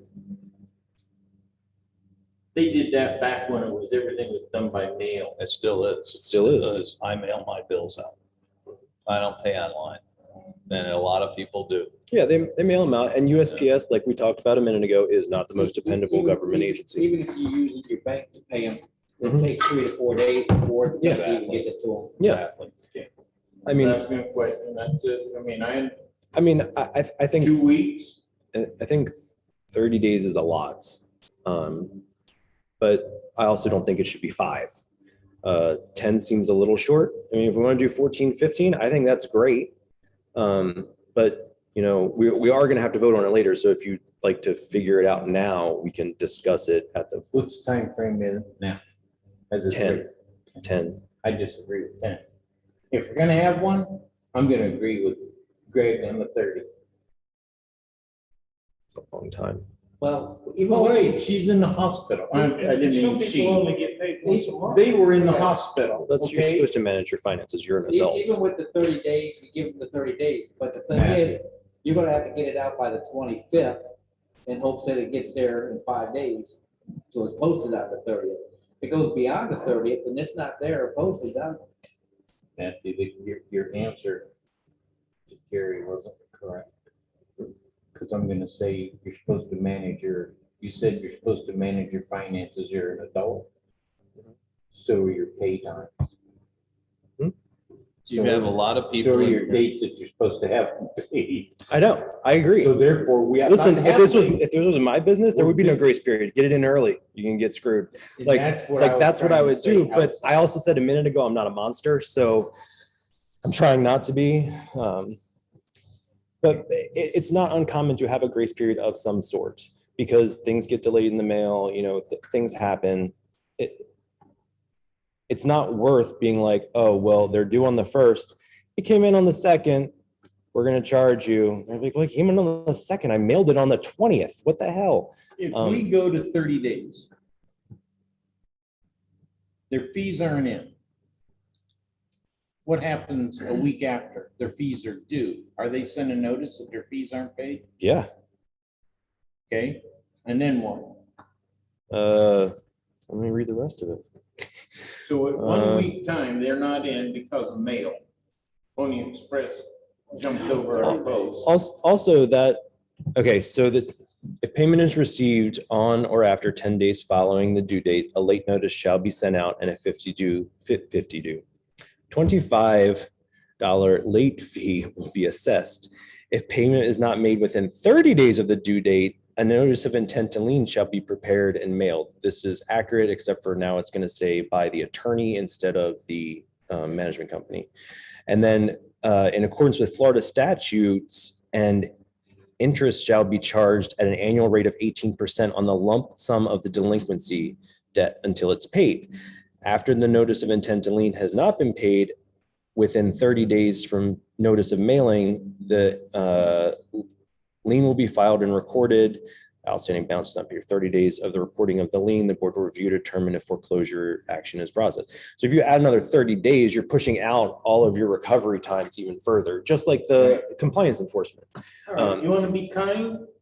If the payment is received 1 week after the due date, late fees will be waived because of mail. Oh, how do we know?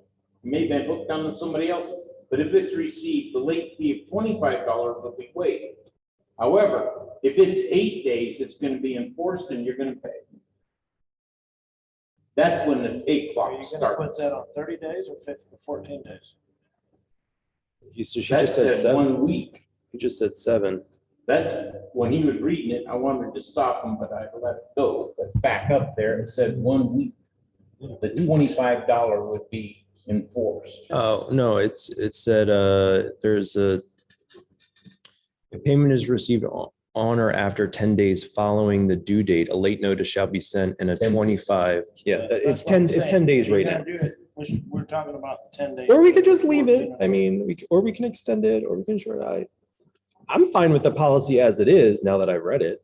Other than we have to change the management company to the legal representation, but you're allowed to speak up too, man. I mean, we're not trying to. You know where I stand. He wants 30. I know. I did this on the board when I was on the board in the past.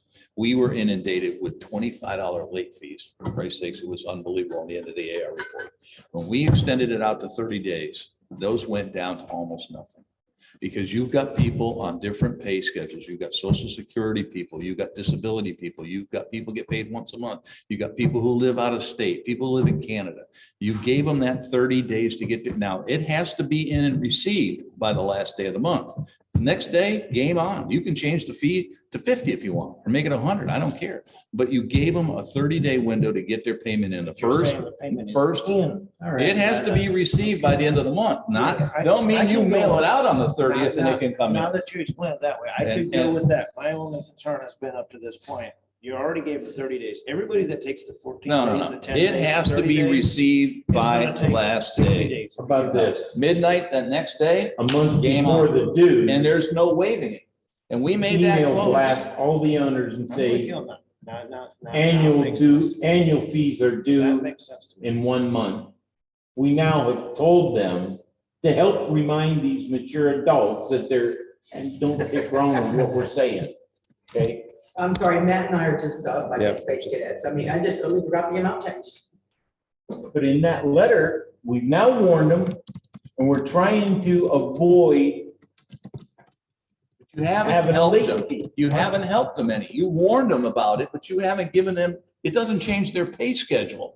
They're still not getting paid till X amount of days and they still aren't Ordered a going. month ahead of time, we've given them an additional 30 days and saying, hey, don't forget this is People coming. live on a budget, dude. I mean, there's already things. spent for that. Right, exactly. You're not helping them any by giving them a notice.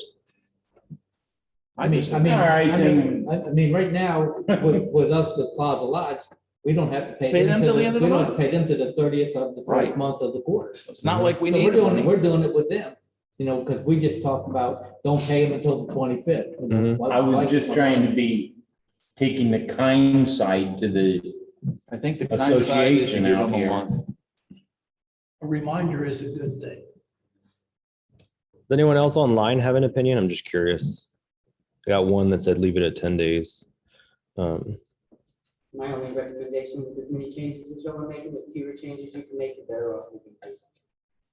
Because somebody's gonna bitch. There is no. Well, I mean- that, yeah, you're right Somebody's there. gonna bitch. Doesn't Unless matter. you can We get could a stand change out on there on the change. corner handing out $100 bills. and people- Exactly right. You can hand out $100 bills and they come through the gate. You're gonna Mine had a bitch. wrinkle in it. People bitch are gonna bitch, okay? Mhm. That's not what I'm concerned about here.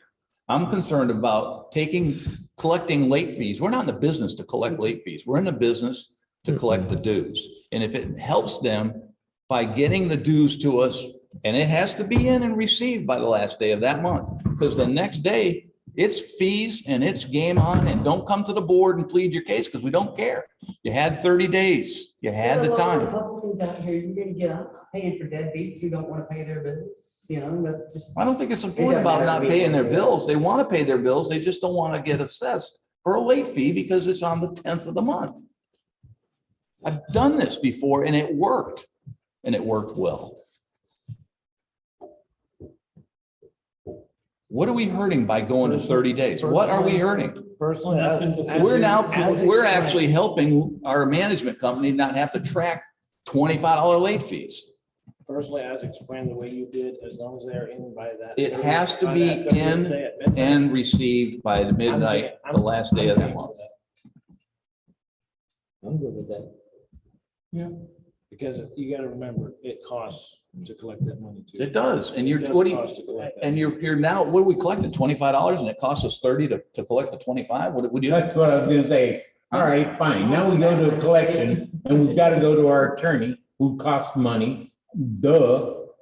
Where do we stop? And then what do you- Because $20 while we're space bucks. cadets, Or what are you we're saying? responsible. You're gonna be, or what are you gonna do? Write them off at the end of the month? The Collections, as I understood Kathleen, when she was talking about the collections policy, she said that the assessment of the collections goes onto the fees of the person they're collecting, not against the Mhm. association. Am I Okay. correct? All right. So that's not gonna cost us anything. However, Raise the fees. Wayne- We're gonna give you the 30 days, but if you're over the 30 days, that's gonna cost you $50. Oh, all right. And now the poor soul that's living on a budget that only can afford the da-da-da-da, and now we're gonna hit them in the pocket and tell them, oh, your fees just went up. Only, their first thing is, What we're gonna give Matt, But we're gonna give them 30 days. they're gonna call Matt and say, I can't pay the $25, I gotta pay 50. Sorry, Carver sign. But give them 30 days. We're giving them extra 30 days to get it in. And according to Greg, they're on a budget and the mature adults are budgeting all of this all year long to make that payment. They just. No, my concern Alms for the poor. I mean, my concern is if it's at the end of 30 days. my family will tell you, I am like We actually get- hard line all the way for most things. And my issue is if you, like, I understand that if you're on a budget and you're fixed income, like you have to budget carefully. Like you by living here are obligated to pay assessments. That's one of the requirements to be here. And if the assessments are too much and you can't make that payments, then you might not want to live here. I'm not trying to get rid of anyone. And that's just how it, like, there's a reason I didn't buy the Jacksonville Beach condo I looked at because it was like $900 a month in assessments. And I was like, oh no, I'm okay with the condo price, but I ain't paying that. That's too much. Siesta Key, there's a reason I don't live there, number one, I can't But afford to. I'm also in favor of being kind to our neighbor. But if you look at the fact of the fees, you'll see where some of them have paid their dues. They're not, I'm not defending anybody that doesn't want to pay dues. Mhm. They're paying their dues, but they're not paying it by the 10th of the month, so they're getting tagged $25. So if that person said, listen, I could actually have it to you by the 15th of the month because of the way I'm paid, what did we do? We helped that person. Mhm. Okay, I'm not defending anybody that says, I'm not paying the $5.80 a quarter. That person, Great, I'll Wrath agree of with God. you. But what's wrong with them sending in a note saying, I'm gonna have it to you this time? okay, what are you gonna do? You're gonna still charge them the fee? If they don't, do something to prevent a fee from being dropped on you. What are you gonna do? Go 30 days. You'll see those fees go down. Okay. So my, Is it worth our management company chasing $25 fees? It's not even worth our time. Correct. I mean, So look, why don't we look go around 30 this days? table right now, when and- we're getting paid and we're still discussing it, you take. But I mean, if you give them That's a lot of 30, money. We could have paid 10 fees. well, by let's now. let's just do this just precariously. We'll say right now on the average, we have $100 $25 laters, 25, 100 on the statement every month. And that reduces down to 10. Because we gave them some extra time to pay their dues. Not talking about people that don't want to pay. I'm talking about people that would love to pay it in that first month of that quarter. And they have to have it in and receipted by the last day of that month. Okay, Okay? me, I'm one, okay? And I missed the date it was due and I missed the 30-day grace period. Mhm. And now I come to you and say, man, my wife's Sorry. been in the hospital. I'm sorry. I got a ticket on the way and I'm I sorry. don't have it. I'm sorry. So you're going to do that anyway? Yep. After that 30 days, I'm sorry. all right, I mean, there's a hard line somewhere I can get. Draw a line in the sand. I'm sorry. Where is the You hard are- line drawn? At the end of that 30 days, the That's line when it is becomes, there. I don't care. That's right. I'm cold, Yep. I'm ruthless, Yep. you pay up. Yep. And next time, pay it on time. That's right. Give them 30 days. Gave you 30 days. Okay, so here's my notes, because I'm going to confirm with, I'll go with the 30 with- days. I'm just being devil's advocate. I'm gonna confirm with Kathleen that the 30 days is fine with her, that she doesn't see a legal issue with doing that. Just covering our bases, because I hate when I get told that we did something that we're not allowed to do. It's my least favorite thing. So change the intent to lien to legal. It's not gonna be the management company anymore. And that the grace period is 30 days, but payment must be. Preceded. You gonna let me read this or not? Must be received by the last business day of the month. Business day or the date? The date. The last business day of the month. So You're talking about on a Friday if the 31st is on. that sucks because it can't be deposited that day, the last business day. Sucks, man. Also, Yeah, also because For banking purposes. Hard line. Also, we have, if we pick the 30th, all right, okay, well, February has 28 days. So is it the 28th then? Okay, now you're arbitrarily changing it there. So we're gonna do the 28th for all the months? Just easier to say the last business day of the month that the assessment's due. That's Yeah, fine. it just, we don't have, You're we not don't gonna have every month falling on the weekend. no, right. That's fine. I can How live with about that. this? Increase the late fee $50. Okay? You just yelled at me No, for saying Just that. listen. You're taking his. You want to be nice? Increase it to $50. And then they're gonna come back and say something, say, listen, if you want to take care of this, you pay us cash today of $25 when your late fee goes away and we put that into some fund out there. That's I think you're making it creating a too lot of extra. complicated. Thank you. I mean, I'm all for this $50 thing. I'm all for the $50. I'm like, where are we gonna tag it to? You We're want to gonna tag it to bring a beautification? brown I think that's a bag good every idea, meeting actually. Now to collect the cash. Do you guys like that? We're gonna tag the late fees to beautification. Sure. Fine. Where do the late fees go? They just go to the operating. It goes against Do them to just whatever, general whatever you funds, want. just general fund, which I think last year our late fee and interest income was marginal. Was- Yeah. But I think. if We you also do the 30 days, unrecovered you a lot won't of see- it, so- You won't see all the late fees. Yes, ma'am. Question, okay, so when we, let's say they don't pay the fees Mhm. and we're going to lien the property, we're Mhm. doing it through the attorney, so Mhm. there's gonna be a fee for every time we have to do that. No, they don't charge us for that process. They maintain a separate account. And then when they foreclose and all of that stuff, when they recover the money, that's when we pay. Okay, what if, they lien it and people pay? They pay for the attorney's costs. Mhm. I mean, I will confirm that, but I'm pretty, That's already in there. That's Now. what she Question said. is, yeah, You're how right. quick are we leaning these properties? well, at this point, it would shift to that. So that would be 30 days Mhm. after the 30 days. So from the due date, you're at 60 days, you're going to get notice of intent to lien. There's intent to, oh, you're at 90 because you're 30, 60, 90. Yeah. So at 90 days, they lien the property. Mhm. It's a long time. And then that simple $25 isn't so simple anymore. Yeah, and they can't lien it on the late fees, they can only lien And at it that on the, point, your next or due can they lien is it on the late fees? that 90 days. Think- You don't know. Not an attorney. I think they can lien, but they can't foreclose for that amount, They cannot foreclose for late fees. but they can lien. So that way you sell the property goes for eventually. sale. Hey, you gotta pay up. Right. Um, I will ask Kathleen if any of those time periods can be shifted. What happens, The collections policy. what happens if it's lien? If the property has a lien on it Uh-huh. and the people come pay,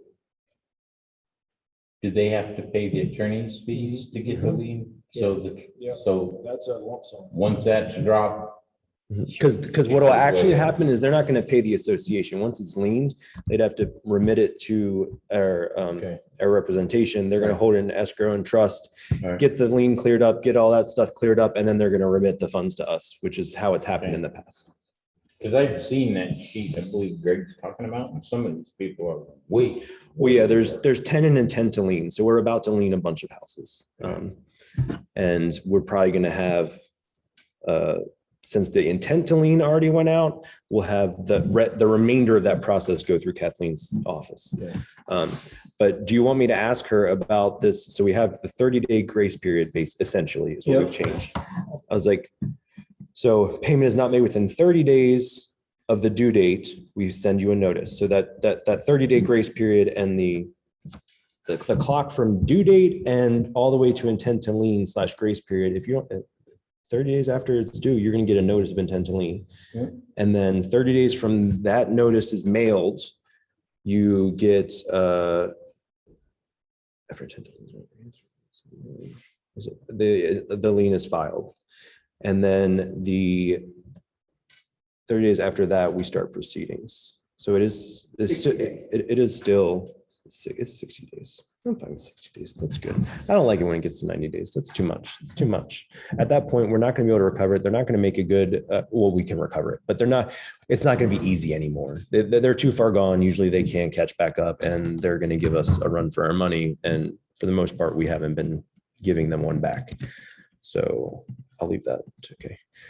All right. So that was important because I needed to have that done. Close that, done with that, done with that, done with that. Late fees and interest waivers. Oh, and our policy will be, you can ask to waive them. I was like, but 99.5% of the time, it's going to be a no. No. Not with a 30-day. So we will deal with that. I have like 4 or 5 that are requesting this right now. I will send you all, because I mean, apparently I get to make the decision. I didn't know this was the thing that I got to do. I was like, whoo, another power, another special power. I'll send it to you all with what I believe we should do, and then you all can let me know individually. Because some people, there's an individual that's upset because they didn't get their coupon books. Yeah.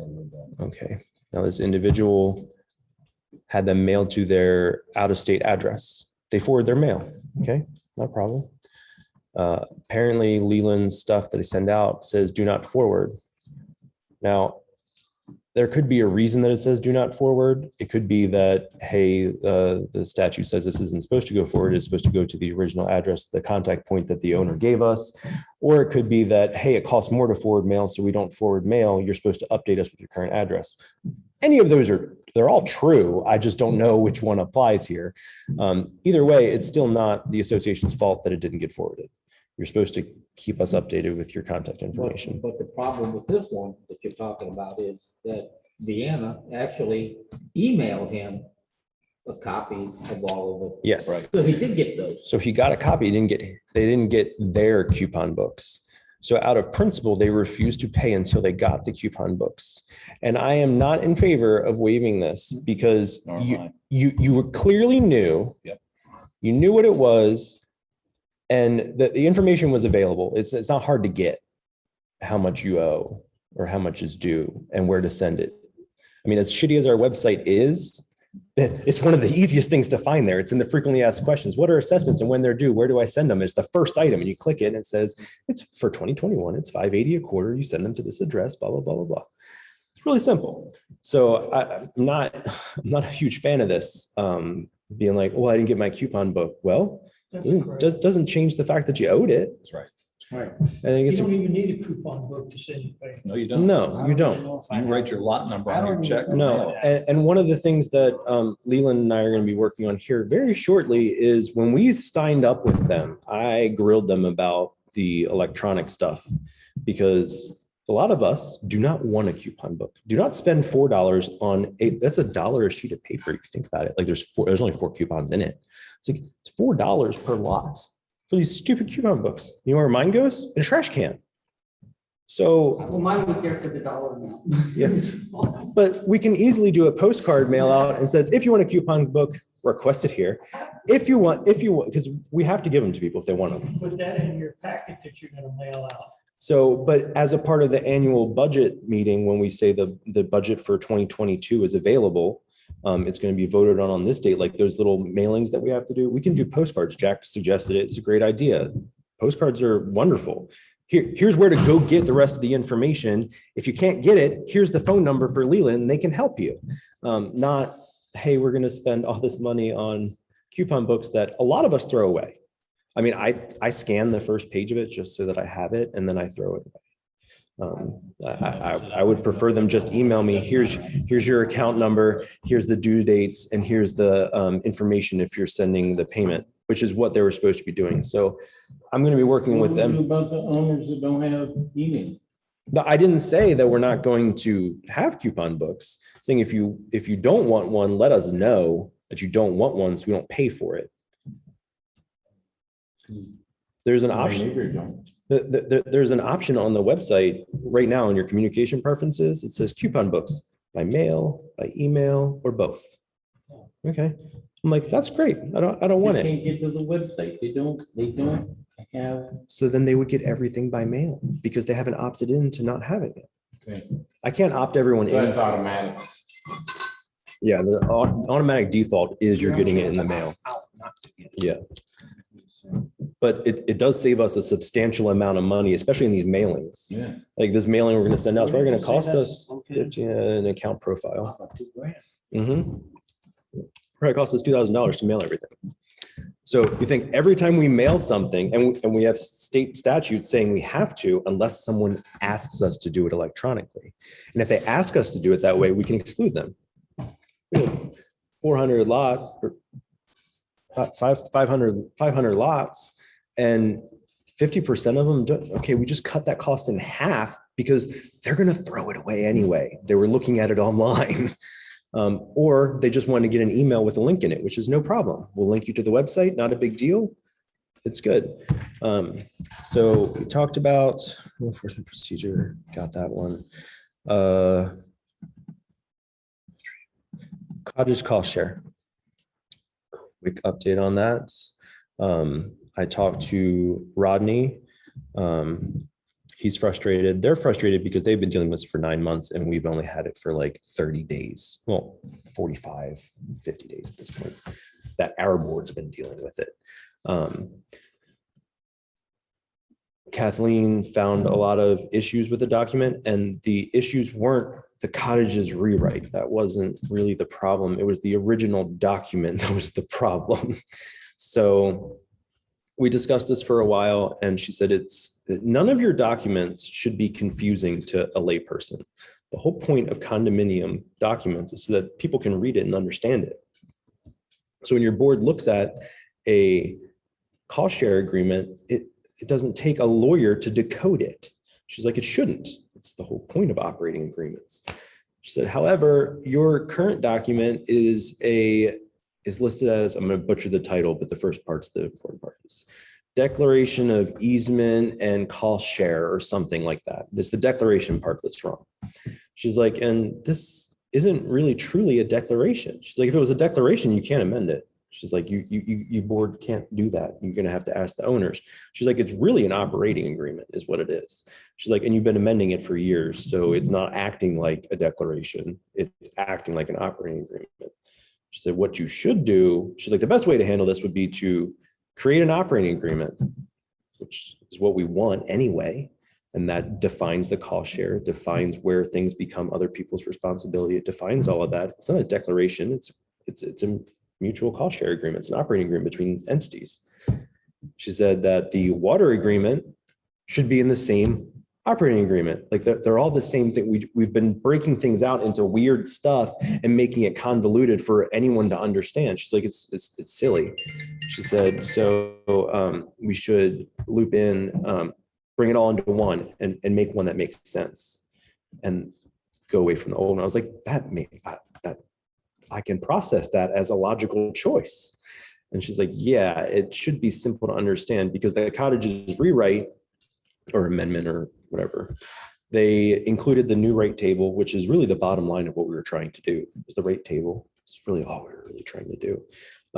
And they included it, but the old ones are there and they're still referenced in the language. So Kathleen read it and she's like, I can't tell which rate table is superseding what. She's like, it's just too ambiguous. She's like, I can't recommend you sign this and obligate you to something that has so much ambiguity that you're going to end up in court fighting over what was really supposed to happen inside this document. I was like, I don't want that either. So she's supposed to be communicating directly with their attorney. I haven't heard from her today, but she was supposed to talk to them and get together to be a meeting of the minds. I talked to Rodney and he's like, if you guys just want to write it up, that's fine with us. We're just trying to get it done. And I was like, we have all the other documents, and the same people that are involved in both of these separate documents are the same people that are in this updated document. So why not just get rid of the old ones, have it, this agreement supersedes all previous agreements, blah, blah, blah, the lawyer stuff. So that's the story on the cost share. We're still working through that. Tree trimming. You're still doing tree trimming? Okay, meeting tomorrow, perfect. I got something. Did I miss anything? I gave you the legal update already. You've got everything except common street name, legal update one. The legal update was kind of peppered throughout all of that stuff. Everything that I've been talking to Kathleen about. One thing about legal update, what we want to look into again is 190, where the property's been taken away. If we need to get that back on. I forgot. Let me put that on the agenda items list. Yeah, that's the Well, one where, that's the board members gave away property that they shouldn't have given away. No. In fact, I'll find the legal opinion we already got, send it to Kathleen, and That's, I totally forgot about it because it wasn't on this list. So,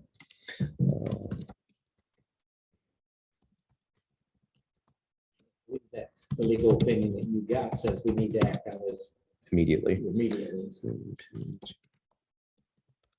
We're gonna put this under Mike submitted this.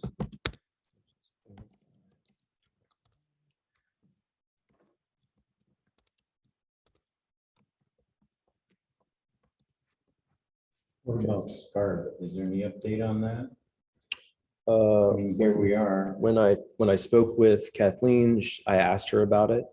Said, where are we with getting those documents prepared? And she said she has one of the real estate attorneys in the firm handling that one. But she's like, it's better if you have the guy that does this all day long do that.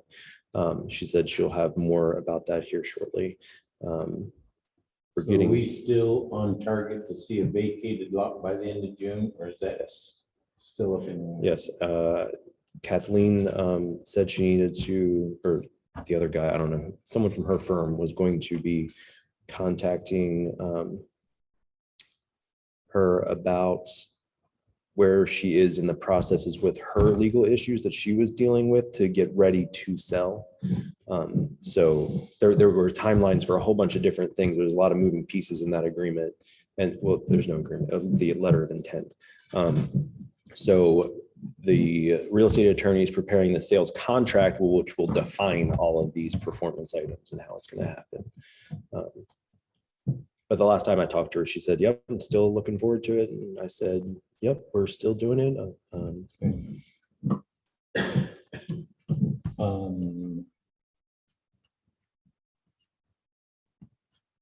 Has there been any movement or promise of movement with Plaza Lodge? No.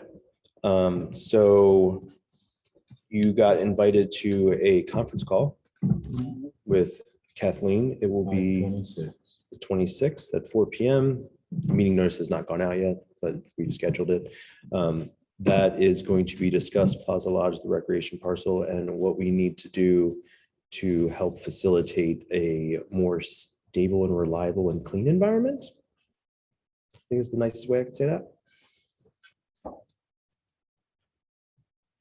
Will we be able to join in on or listen? Will you have your in Zoom or something so that? we'll be able That to conference call, participate? no. The what comes out and what our because Ed's constantly, or Plaza Lodge is constantly threatening to sue us. And, for years we've been saying we might sue him. So it's a pending possible legal litigation item. So it won't be disclosed. However, anything that's not related to strategy or possible litigation will be disclosed. So we'll tell you all about it. I mean, you just have to trust me. I feel like I earned a little bit of it. I trust you. Thank you. But you're gonna get some slack on that. Yeah, I mean, I do, but so far, what I said we're going to do is what we have done, and what we say is what we mean. So I'm hoping that we're earning more and more of it as we go along. I think we are I think so too. big time. I've had a lot less complaints about things and more, give them a minute. And I'm like, oh, yeah. Anything Well, else? you know, we're straightening out years of problems Mhm. that have never been handled, so. To go back to Spellers for a second, is there any, are you gonna entertain any offers or anything so that you can do a dual closing or no? Yes, Yes. yes. So when does that We get open, have or how's not, that get noticed or? I think it would be unethical to try and list it before I have a sales contract that says that we're no, going to yeah. own it. Yes. Um, I understand that. I think it was it you?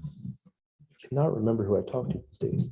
One of you said that because I think the original number we had discussed was 60, the previous board had discussed 60 as the starting point for selling it. I've heard suggestions of 80. I think a lot of that's going to be determinant upon the condition of the property and how much we need to do. Are we gonna do a conventional sale? Are we going to go with a closed bidding with a minimum starting point? I don't even want to do closed bidding. I'd like it to be open. We can More of an auction. kind of, Somewhat. if people want to submit sealed bids, it's fine. We'd have to put I don't know. I don't know, not that it's my decision to make by myself, but I don't know. I haven't thought about that part yet. Don't go through that. When you get the contract, then start. Yeah. That will. You get the contract on the sale of the lot. Yeah, I'm not pushing on this. I'm just wanting to know. Mhm. Are we still?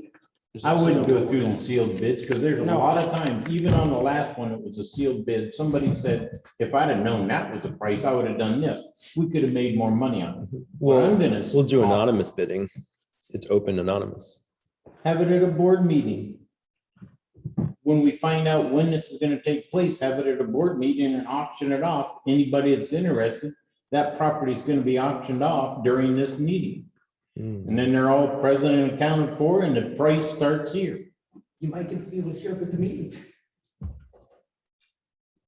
We can have a meeting on the lot. This is the lot. This is what you. Oh, I'm sure everybody knows where I that's. can get my cousin from Indiana that week. They've seen it. Yeah, he's an auctioneer. It's a licensed auctioneer, goes all over the US. Selling multi-million-dollar houses. That's recommendation of mine anyway, that's what I'd do. Might even want to get the recommendation from the attorney. Yeah, as to which way we want I'm to go gonna with have to it. check with her. That's one, there's like two things that I'm like, I am going to walk on eggshells and make sure that I have checked every possible scenario before I walk out here. And that is one of them. Dealing with how we do things for the recreation issues is one of them. And then updating our governing documents is the other The one. other thing is, how could we do, are we crossing a line here trying to sell, auction that property off as being a realtor? If we auction it off? No, because the private party that owns the property has the right to sell it without being a licensed realtor. I mean, we as The association owns it. Just like I had to go to the closing for lot 232 and sign as the association that, yeah, we're selling this. Right. But I can't accept a commission for it. So there's that. Damn it. I have a I license. have a question, Mhm. not regarding that. Tracy got sent, and well, I guess we all did, from Mark regarding the porta pots, quite, no pun intended, but quite pissed off Mhm. that they are locked. Yeah, I remember seeing that. Well, what is the intent of the porta pots up there? For a party gathering. That's how it used to be, because we, Mhm. association members, took care of the cost What? of it. At what, and about a month ago, the association or the board said, okay, wait a second. we'll keep them here throughout the summer because it costs less to do that. So is it for events that are happening at the pavilion? Or is it for events that are happening on the weekends with boaters and everybody bringing their stuff in for their use? Personally, my opinion, if someone wants them unlocked because they're doing something over by the pavilion, they can go up to the gatehouse and request them be unlocked from this time to this time. Not a problem. They can be unlocked. I don't think they should be unlocked all the time.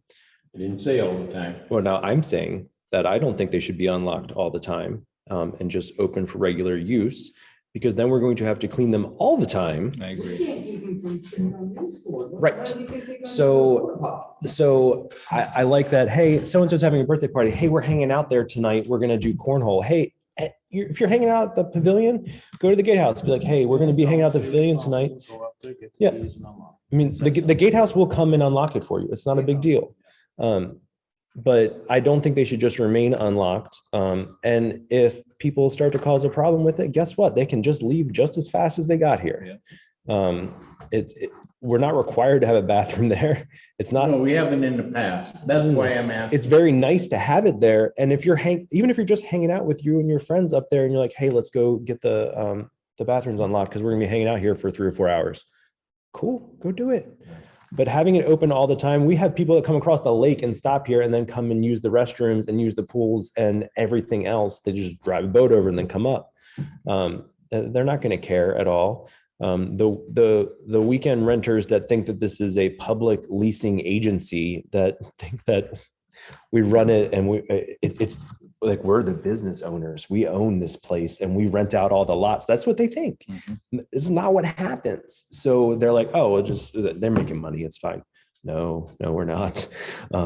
So I don't think they should be unlocked all the time. And we'll laminate a sign that says kept locked unless requested, see gatehouse. And then the gatehouse can make that determination as they see fit. Okay. They're there. Mhm. On the weekends, how often are they cleaned? Every other week? Mhm.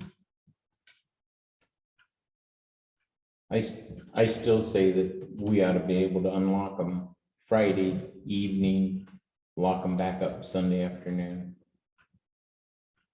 There's a lot of activity with boats and everything. I'm fine with whatever you guys decide to do. My concern would be that we already have issues with leaving the small amount of bathrooms unlocked in the bathhouses that we leave unlocked. You think the one in the dark area over by the fence isn't going to be messed up if we leave it unlocked overnight?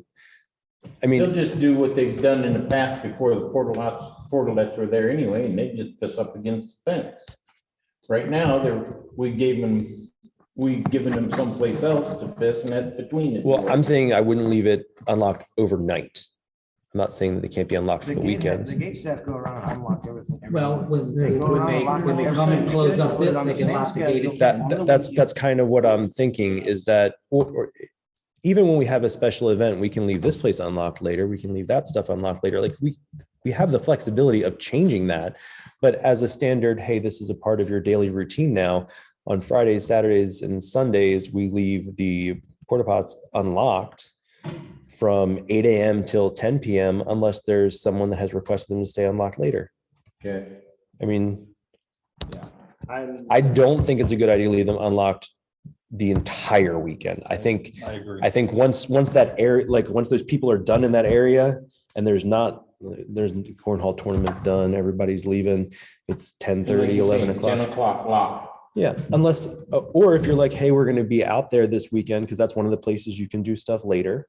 All right, we're going to be out here till midnight tonight. Let the gatehouse know, hey, we're going to be out there till midnight. Don't leave them unlocked till midnight. The Not problem is a at problem. midnight, who's gonna be there to lock them up? On the weekends, Well, Ty is. Oh, that's right, he does. Yeah. No, Ty's still here. He's Yeah. still.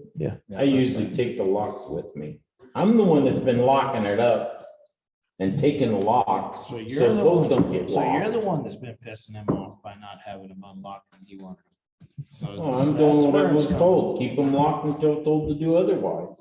I mean, I do agree with I have no problem with having them on lock on the weekends during the day, but we've got enough problems. Yeah, someone's, Kids, teenagers in the pool. someone has 2:30 been in the scratching people's cars. that's- If they abuse the privilege of the portlets being there, Yeah, but see. get them out. see, then the We problem haven't is- had them last year. Yeah. See, then the problem is those of us that were the initiated bringing them in here get punished because. Well, a couple of people- that's how life works. No good deed goes unpunished. Yeah, look at us, we're on the board. What happened? So where do we leave it? Leave them locked unless there is a that's going on there. Weekend, you put them on the same schedule as the other ones. Put them on the same schedule, open at 8, close at 10. Yeah. Like you said, you're down there later, have some event going on later, just let Ty know. And Ty will lock it up when when he makes his rounds. And do.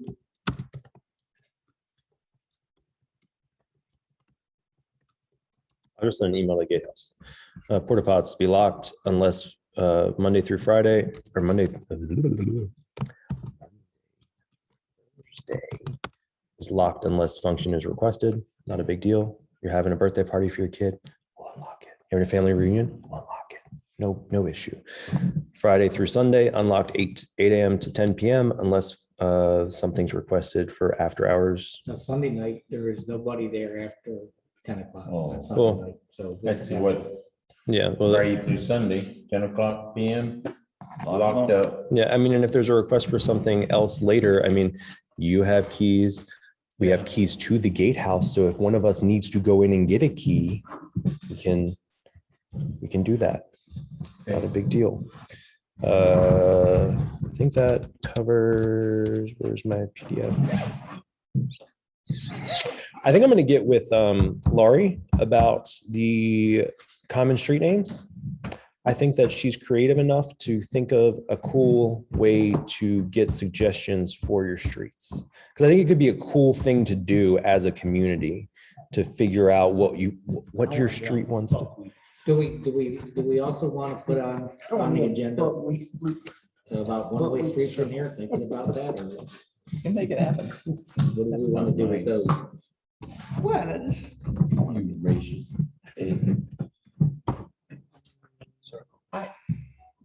I mean, we've talked about it before. Agree with that whole thing. What, one ways? No, Oh, renaming the streets again. oh, we're not renaming. No, we're really gonna have people confused. They're already confused. No one knows where they I are. know. I have no idea what my street. I don't either. You know where every time someone asks me what my address is here, I have to go to the Marion County Property Appraisers website, type in my name, find the property. I'm like, it's this. I get to go picture of it somewhere. in here. Yeah. That- Yeah. 515. Yeah. 13492. So we're not changing them. We're just giving them common Our names. names, Yeah. are we gonna go to 911 and ask No, the rename? No. because they won't. So how are we gonna designate that road Put it on the same sign. on the same side? Yeah. We own the Really? sign. It's private roads. We can do whatever the hell we want. I mean, truthfully, They used to be written on a piece of wood Mhm. attached to the end of the street. yeah, and like, So like the one right at the end of my road, Dewey Lane. so, I mean, I've seen it before where people had common names. They had private road names and then, not here, Yeah. but they have private road names and then finally the county comes in and makes it in one of their roads. And so there's a green sign underneath it with the white one on top. And so they just have two street names. Because how many 141s are there in here? Okay, there's like 3 or 4 of them. It's just 141st Court Street Lane Road, but then they also combine Court Street Lane Road in different orders. So you're like, I don't know where it is. It's the 3rd road on the right. Oh, nope, I lied. It's the 4th one. But if you're like, hey, it's Chipmunk Lane, and they're like, hey, only one of them says Chipmunk, that's the one. It's just to help the owners and other people navigate. And UPS, FedEx. yeah, No, they still get lost. they'd still get lost, but it's easier to describe than, hey, I'm on the outside road. You take the last left before you go down by the lodge, Hey, when you see the sign that says Karma Lane, I don't know. Apparently I like Lane. I keep saying Lane, but yeah, That's my dog's name. She's great. But, you know, I think it would be fun to do a contest or some owner participation option where the people that live on that street can make suggestions. And I would kind of leave it up to Laurie on how to structure that and what theme we might want to do, because it might not be forest creatures, because that might not be fun. Maybe we want to open it up to Florida lakes and oceans recreation stuff. So now you can have Well, you might have people that want it like Maple Street or Oak Street. yeah, or, you know, like you can do all kinds of stuff. trees Not and limited stuff. just to forest creatures like squirrel, chipmunk, Yeah. reindeer, elephant. Bears. I don't know, lions, tigers, and bears are mine. Eagle Lane. Yeah, Eagle Lane. But one thing for sure is you don't go calling one, let's say Eagle Lane, Eagle Street, Eagle Boulevard. No, non-repeating. None of that. Eagles only one time. There's only one. Yeah, and that's why we want to what do we it. have right Now, Unless you we- want soaring eagle. Now we can see if, no, never mind, lied. Don't want to do it, never mind. Glad I didn't say it out loud. All right, No, nope, I Nope. I understood what you were Nope. thinking and Nope. no, I nope, agree. nope, I'm out. All right, so we're gonna end at 12:21. It's much more pleasant. Oh, yeah, this And it is, seemed like it was this is how productive. most of them are. Oh, I have some questions. I do have one, Mm. I think I told all of y'all, but I finally got Thank an email back this morning from Like I said, actually productive. Marion County. Other one's just a big sessions. I got an email back from Marion County Utilities, the guy who is in charge of. Guy by the name of Josh Kramer is the head of the lift stations for the county. And I told him what we were looking for. He sent me an email back this morning and said that it's perfect timing for us to be reaching out. Unfortunately, he's out of his office today. However, he will reach out at the beginning of next week to set up a meeting with us on our lift station, the possibility. And I told him in my email, the possibility of turning it over to them. And he seems pretty excited about this. So That's good news. as soon as That is I good meet- as soon as news. he contacts me next week, I'll probably grab, I don't know, somebody, Rex and I will meet up with him. Whoever needs to. He's a very busy man. Yeah, he's busy Very cooking pork busy. buns. Here all weekend, this weekend. Yeah. Busy